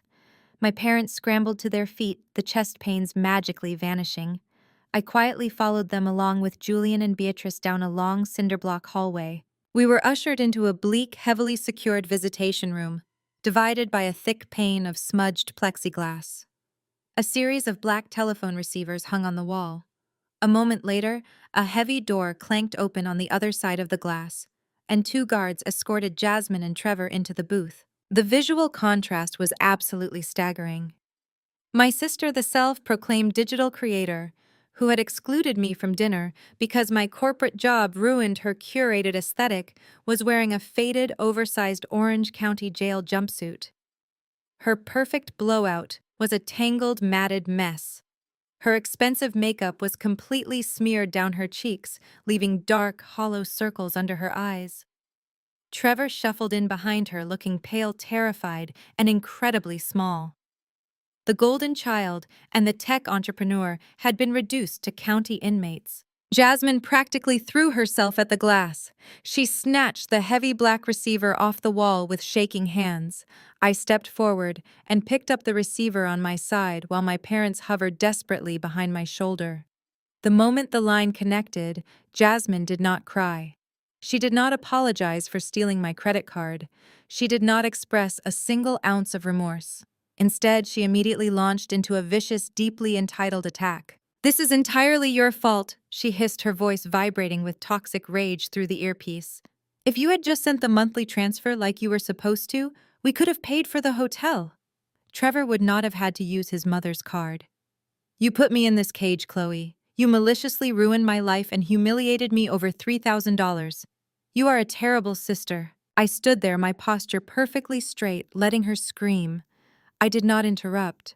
I did not defend myself. I just stared at her with absolute clinical detachment.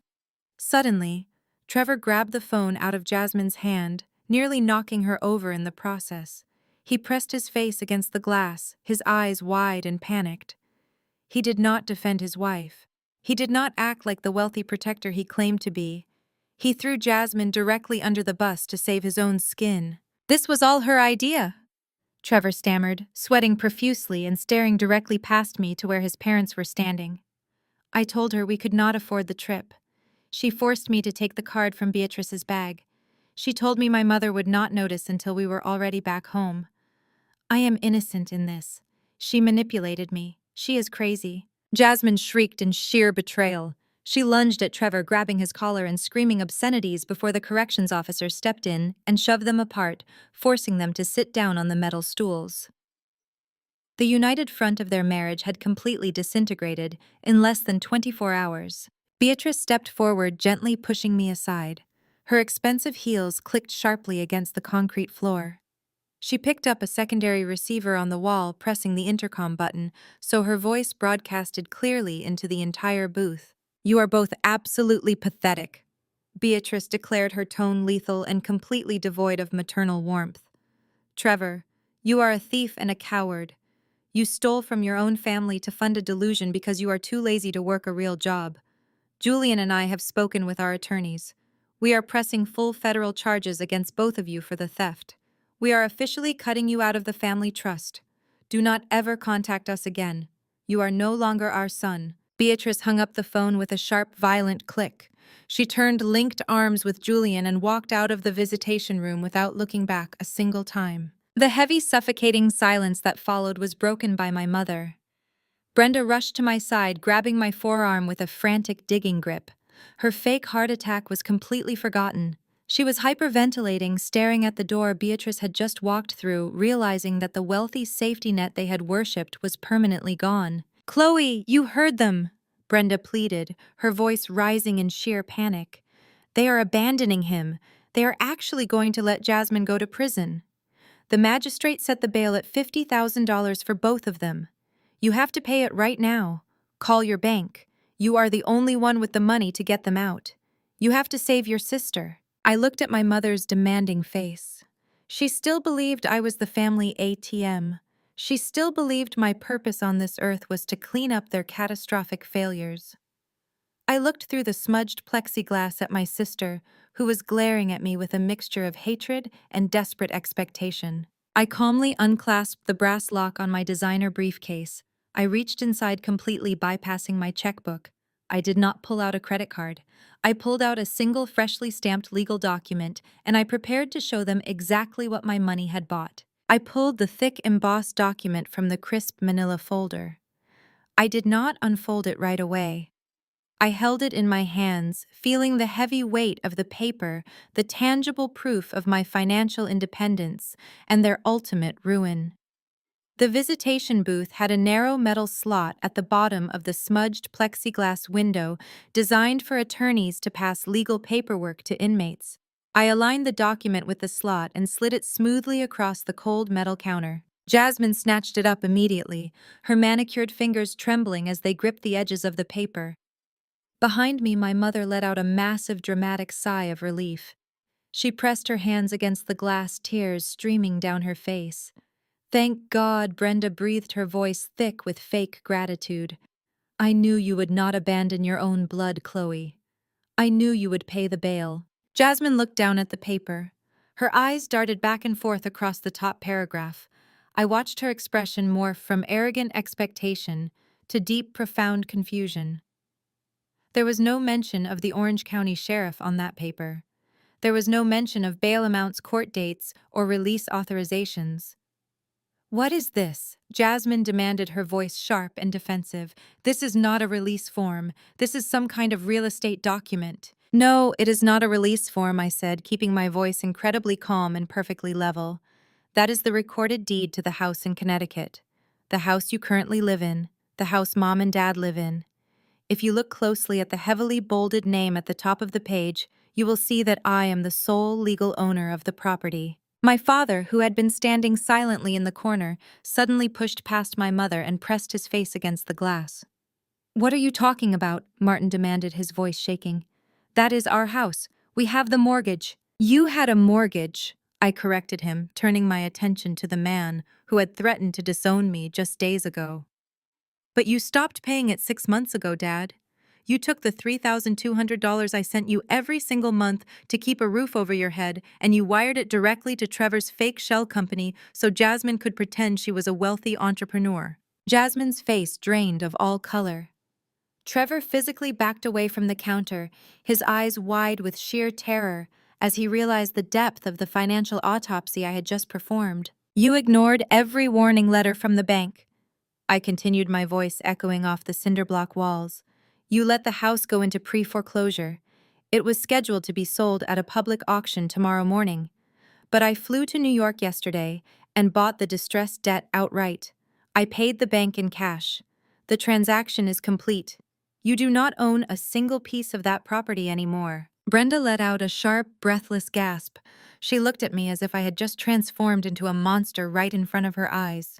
"Chloe, how could you do this to us?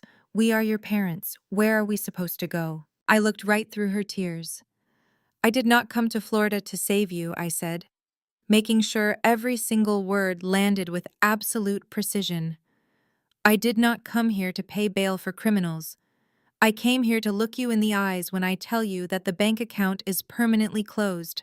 The house is mine. I have already retained a premium eviction service. You have exactly 30 days to clear your junk out of my property before the locks are changed, and your belongings are thrown onto the curb." The reality of the situation finally slammed into Jasmine. The aesthetic illusion she had built her entire identity around was completely obliterated. She had no money, no business, no wealthy in-laws, and now she did not even have a childhood bedroom to retreat to. She snapped. Jasmine let out a blood-curdling scream and lunged forward. She slammed her fists violently against the thick plexiglass, trying to claw her way through the small metal slot. "I am going to destroy you!" she shrieked, her face contorted in pure, unhinged rage. "I am going to take everything you have!" The two corrections officers standing by the heavy metal door moved with lightning speed. They grabbed Jasmine by the shoulders, pulling her away from the glass. She kicked and thrashed, completely losing whatever dignity she had left. As she was being restrained, A plainclothes detective walked into the visitation room on their side of the glass, holding a thick clipboard. He did not look amused. Jasmine Caldwell, the detective, announced, his voice booming over the intercom. "We just received the official statement from your sister's corporate legal team regarding the credit card you attempted to use at the resort. Because the card was tied to a registered corporate entity and you crossed state lines, we are officially upgrading your charges. You are now facing full federal indictments for felony wire fraud and corporate identity theft." Trevor let out a loud, pathetic whimper and sank to his knees on the concrete floor, putting his hands over his head. His own parents had abandoned him, and now he was facing federal prison time because of his wife's desperate need for social media content. I stood up from the metal stool, picked up my designer briefcase, and smoothed the front of my tailored charcoal skirt. I had seen exactly what I came to see.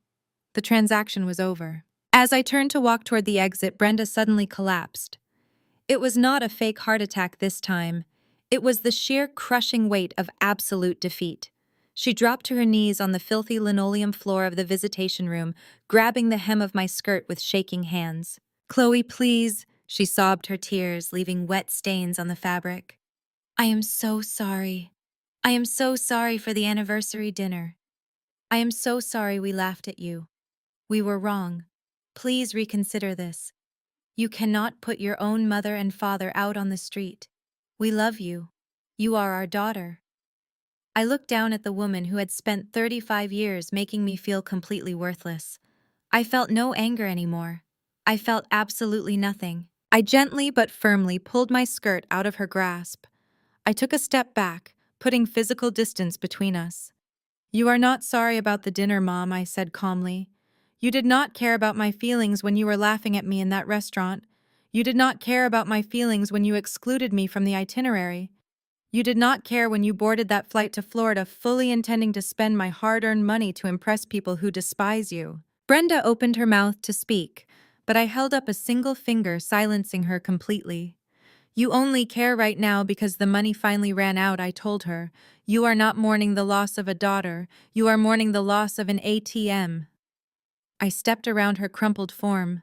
My father was leaning against the cinder-block wall, staring blankly at the floor, completely speechless. He had nothing left to threaten me with. The black tax had been fully revoked. I pushed open the heavy metal door and began walking down the long, brightly lit corridor toward the lobby. Behind me, the muffled sounds of the visitation booth erupted into total chaos. The heavy steel door on the inmate's side clanged open. Through the thick glass, I could hear Trevor screaming at the top of his lungs. He was shouting at Jasmine as the guards dragged her away violently, demanding an immediate divorce, cursing the day he ever met her. The Golden Child's empire had completely and permanently crumbled into dust. I pushed through the final set of double doors and walked out of the precinct. The bright, warm Florida sun washed over me, a stark contrast to the cold, artificial light of the jail. I put on my sunglasses, unlocked my phone, and called my driver to take me back to the airport. I was going home to the life I had built, a life that finally belonged entirely to me. 30 days.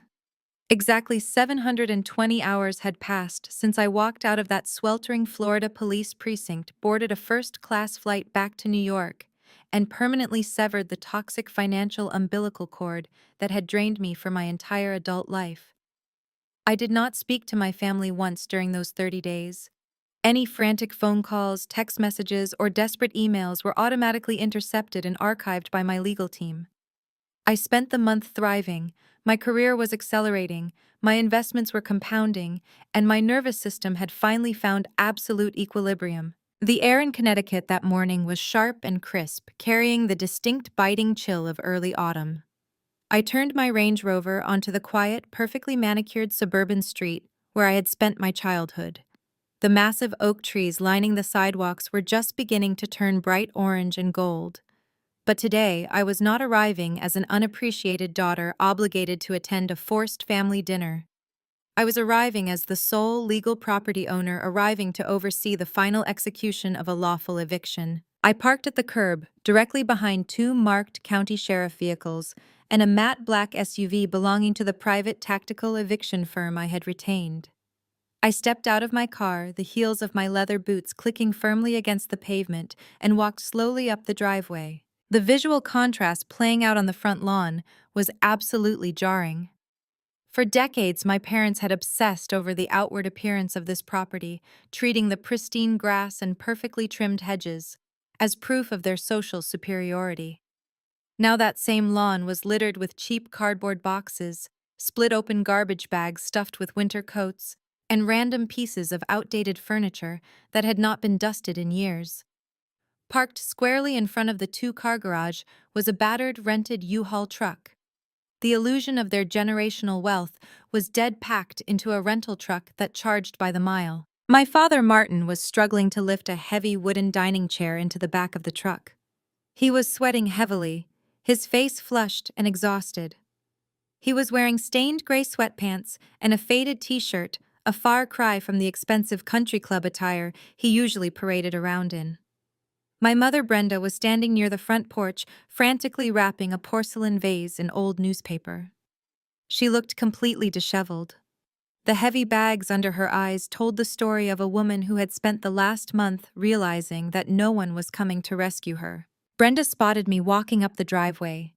The porcelain vase immediately slipped from her hands, shattering into sharp fragments on the concrete walkway. She ignored the broken pieces and marched straight toward me, her face twisted into a mask of pure, desperate indignation. "You actually came?" Brenda spat, her voice trembling with a mixture of rage and disbelief. "You actually showed up here to watch this happen to us." I stopped walking, keeping a comfortable, safe distance between us. Two massive private security contractors immediately stepped out from the porch and flanked my sides, their presence a silent warning that my mother could not lay a hand on me. "I came to inspect my property," I replied, my voice completely level and devoid of any emotional weight. "The 30-day legal notice expired at exactly 8 o'clock this morning. I am simply here to ensure the premises are vacated and secure." Martin dropped the dining chair into the back of the truck and wiped his forehead with the back of his hand. He walked down the driveway to stand beside his wife. He tried to puff out his chest and assert the paternal dominance he had used to control me for 35 years, but the presence of the armed sheriff deputies standing by the front door completely neutralized him. "You proved your point," Chloe Martin said bitterly, shaking his head. "You won. Are you happy now? We have to move into a cramped, cheap two-bedroom apartment on the worst side of town. Jasmine is sitting in a federal holding facility waiting for her criminal trial. Trevor's family completely destroyed us in the divorce filings, and now you are throwing us out onto the street like garbage." I looked at my father, feeling absolutely no pity. "I did not throw you out onto the street, Dad. You chose to leave this house the day you took the mortgage money I provided and handed it over to a con artist. You chose a fake aesthetic over a real roof. You gambled your entire life to impress wealthy white people who despise you, and you lost. Do not project your massive failures onto me." Brenda let out a loud, theatrical sob, attempting to deploy the weaponized tears that had worked so many times in the past. She clasped her hands together in front of her chest, staring at me with wide, pleading eyes. "Chloe, please," Brenda cried, taking a small step forward before the security guard raised a hand to stop her. "Have some mercy. We raised you in this house. We gave you life. We made mistakes, yes, but we are your family. We are your parents. How can you do this to your own blood?" The question hung in the cold morning air. It was the ultimate guilt trip, the cornerstone of the black tax, the exact phrase designed to make successful daughters fold and sacrifice their own futures to cover the sins of their elders. But the words had absolutely no power over me anymore. I looked down at the woman who had laughed at me in a steakhouse just 6 weeks ago, the woman who had explicitly told me my presence ruined their family vibe. "You chose your favorite daughter," I replied calmly, my words slicing through the crisp air with absolute finality. "Now you get to experience the exact life she built for you." Brenda gasped, her mouth falling open in sheer shock. She finally realized that the well of my empathy was permanently dry. There was nothing left to extract from me. The lead sheriff deputy checked his heavy wristwatch and stepped off the front porch. "The legal window has officially closed," he announced in a booming, authoritative voice. "You need to vacate the property immediately. Get in your vehicle and leave, or you will be arrested for trespassing. Martin grabbed Brenda by the arm, pulling her away before she could embarrass herself any further. They walked to the cab of the U-Haul in absolute humiliated silence. They climbed into the worn seats, the heavy doors slamming shut with a metallic rattle. As the truck engine sputtered to life, the locksmith I had hired walked right past them up to the front door. He did not hesitate. He raised his heavy power drill and drove it straight into the brass deadbolt. The loud grinding screech of metal on metal echoed across the lawn as the old lock was completely destroyed and removed. He quickly installed a brand new high-security electronic deadbolt in its place. I stood on the freshly cut grass, flanked by my security team, and watched the cheap U-Haul slowly back out of the driveway and turn down the street. I watched it drive away until it completely disappeared around the corner. They were gone. The golden child was in jail, the toxic enablers were banished, and the heavy burden of trying to buy their love was officially lifted from my shoulders. I walked up the concrete steps, stepping carefully over the broken pieces of my mother's porcelain vase. I reached the front door and placed my hand against the solid wood. The locksmith handed me a pair of shiny new keys and stepped aside. I pulled the heavy door shut and turned the key. The new deadbolt slid into place with a loud, incredibly satisfying click. The house was locked, the past was sealed, and the property was finally truly mine. I turned away from the heavy wooden front door and stepped fully into the foyer. The silence inside the house was absolute, a stark contrast to the chaotic years of shouting, passive-aggressive comments and constant demands that had defined my childhood. I walked slowly through the rooms, my leather boots echoing sharply against the scuffed hardwood floors. The visual remnants of my parents' hasty departure were scattered everywhere. There were pale, dust-covered squares on the faded wallpaper where framed family portraits used to hang. Those portraits had always featured Jasmine front and center, a smiling golden child monument to their blatant favoritism, while I was usually positioned awkwardly on the periphery. I moved into the living room. The air was thick and stagnant. It did not smell like a warm family home. It smelled of stale entitlement, cheap aerosol air freshener, and the lingering desperation of people who had lived entirely beyond their means. I walked into the formal dining room, running my hand along the edge of the built-in mahogany cabinets. I remembered countless holiday dinners in this very room, sitting silently while my mother bragged to our extended relatives about Jasmine's imaginary business ventures, completely ignoring the fact that my corporate salary had paid for the turkey sitting on the table. But as I looked around, the emotional ghosts of my past began to rapidly evaporate. I was no longer a traumatized child seeking validation in these rooms. I was a seasoned real estate investor, and I began to view the property through a purely clinical financial lens. I saw the incredible architectural bones of the structure. I saw the high vaulted ceilings hiding behind outdated crown molding. I saw the expansive square footage that could easily be converted into an open concept floor plan. The house was essentially a blank canvas sitting on a half-acre lot in a rapidly gentrifying, highly desirable suburban neighborhood. It was a distressed asset begging for a modern transformation. I was standing in the center of what used to be Jasmine's bedroom, calculating the cost of tearing down a partition wall to create a master ensuite, when the sharp vibration of my cell phone broke the absolute silence. I pulled the phone from my pocket and looked at the screen. The caller ID displayed an unknown number originating from a federal holding facility in Florida. I stared at the glowing screen for a long moment. A month ago, a call from a jail would have sent my heart rate skyrocketing into a full-blown panic attack. I would have answered immediately, terrified and ready to deploy my resources to fix whatever catastrophic mess my family had created. Today, my resting heart rate did not alter by a single beat.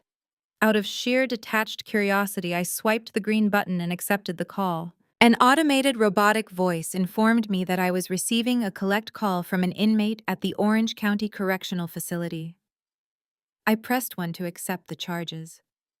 The line clicked, and the background noise of a chaotic, echoing room flooded the speaker. "Chloe, please do not hang up," a voice rasped desperately. It was Jasmine. Her voice was completely stripped of the arrogant, breathy vocal fries she used to project her fake wealthy aesthetic. She sounded exhausted, terrified, and incredibly small. I did not say a word. I simply stood by the window watching a stray leaf fall onto my newly acquired front lawn. Chloe. I am so sorry. Jasmine wept, her words tumbling out in a frantic rush. I am so sorry for everything. I was wrong. Trevor was manipulating me. I never should have touched your card. It is a nightmare in here. They moved me to a high-security block because of the federal charges. Trevor filed for divorce yesterday, and his lawyers are trying to pin the entire fraud operation on me. I have absolutely nobody left. Mom and Dad will not even answer the phone because they cannot afford the international calling fees. You are my big sister. I need you. She paused, taking a ragged breath, waiting for me to step into my assigned role as the family savior. When I remained completely silent, her true motive finally pushed its way to the surface. I just need a little bit of help, Chloe, she pleaded, her voice dropping to a desperate whisper. I do not have a lawyer. I do not have anything. Can you please just put $500 on my commissary account? The food here is making me sick. I just need a few $100s to get by until the trial. Please. You have so much money. It is nothing to you. I listened to her beg. The apology had lasted exactly 15 seconds before she pivoted right back to asking for my money. She was sitting in a federal jail cell facing years in prison, and she still viewed me as nothing more than a human ATM. I pulled the phone away from my ear, tapped the red button, and ended the call. The entire interaction lasted less than a minute. I did not yell at her. I did not tell her I told you so. I simply cut the connection. I immediately opened my phone settings, navigated to the call logs, and permanently blocked the facility's incoming number. I stood in the empty bedroom and took a deep, cleansing breath. A profound internal shift occurred in that exact moment. For my entire life, I had wrestled with the crushing unspoken guilt that society places squarely on the shoulders of successful Black women. We are taught from a very young age that our success is never entirely our own. It is community property. We are conditioned to believe that if we make it to the top, we are morally obligated to throw a rope back down and drag everyone else up with us, even if they are actively trying to pull us back into the mud. We are expected to be strong to endure abuse and to save everyone but ourselves. Standing in the house I had just legally taken from my abusers, I fully and permanently released that guilt. Refusing to be drained by parasites was not a betrayal of my family.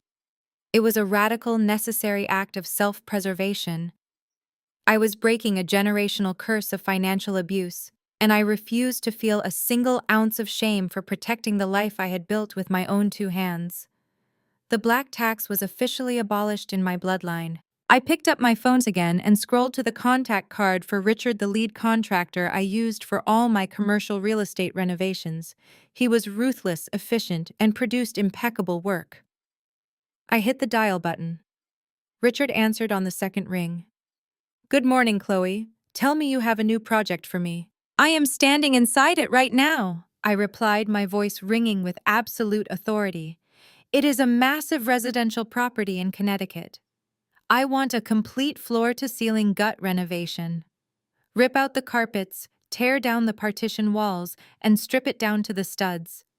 We are installing hardwood flooring, a marble chef's kitchen, and a luxury master suite. I want to transform this entire property into a high-yield luxury rental, and I want your demolition crew on site by tomorrow morning. 6 months passed in the blink of an eye. The transformation of my life during that half year was nothing short of extraordinary. Without the constant suffocating drain of my family's manufactured crises, my mental energy reached levels I had never experienced before. I poured that newfound clarity directly into my career. I spearheaded a massive international supply chain restructuring that saved my firm millions, earning me a substantial performance bonus and a seat on the executive steering committee. I was no longer waking up with a tight chest, dreading the inevitable morning text message demanding money. I was waking up rested, focused, and completely in control of my own destiny. Despite my strict communication boundaries, the reality of my family's absolute collapse still found its way to me through the grapevine of extended relatives. I never reached out to ask for updates, but people who love drama simply cannot help themselves. My Aunt Sarah, the same woman who had left me a scathing voicemail, calling me a bitter spinster during the Maldives fiasco, suddenly decided to call me on a Tuesday evening. I answered the phone out of sheer curiosity, putting her on speaker while I prepared a quiet dinner. Her tone had completely shifted from judgmental to conspiratorial. She practically tripped over her own words, rushing to give me the latest gossip. The update was exactly as disastrous as I had predicted. Trevor had completely abandoned Jasmine. The moment they were released on bail, he filed for an expedited divorce, claiming he was a victim of her manipulation. His wealthy parents hired a team of ruthless defense attorneys who successfully shifted the bulk of the blame onto my sister. Jasmine, unable to afford private counsel, was appointed a public defender. Recognizing she had absolutely no case and a mountain of digital evidence against her, she accepted a federal plea deal. She was sentenced to 18 months in a minimum security federal camp, followed by 3 years of supervised probation. The Golden Child, the self-proclaimed luxury digital creator, was currently wearing a khaki uniform and working in a prison laundry room for pennies an hour. Aunt Sarah then gleefully moved on to my parents. After the eviction, Brenda and Martin had nowhere to turn. Their credit was completely destroyed by the foreclosure, and they had zero savings. They were forced to rent a cramped, outdated one-bedroom apartment on the second floor of a loud, poorly maintained building on the edge of town. Aunt Sarah described how Brenda constantly complained about the thin walls, the lack of central air conditioning, and the smell of the nearby dumpsters. They were entirely cut off from the country club lifestyle they thought they deserved. They spent their days arguing with each other in a space smaller than their old living room.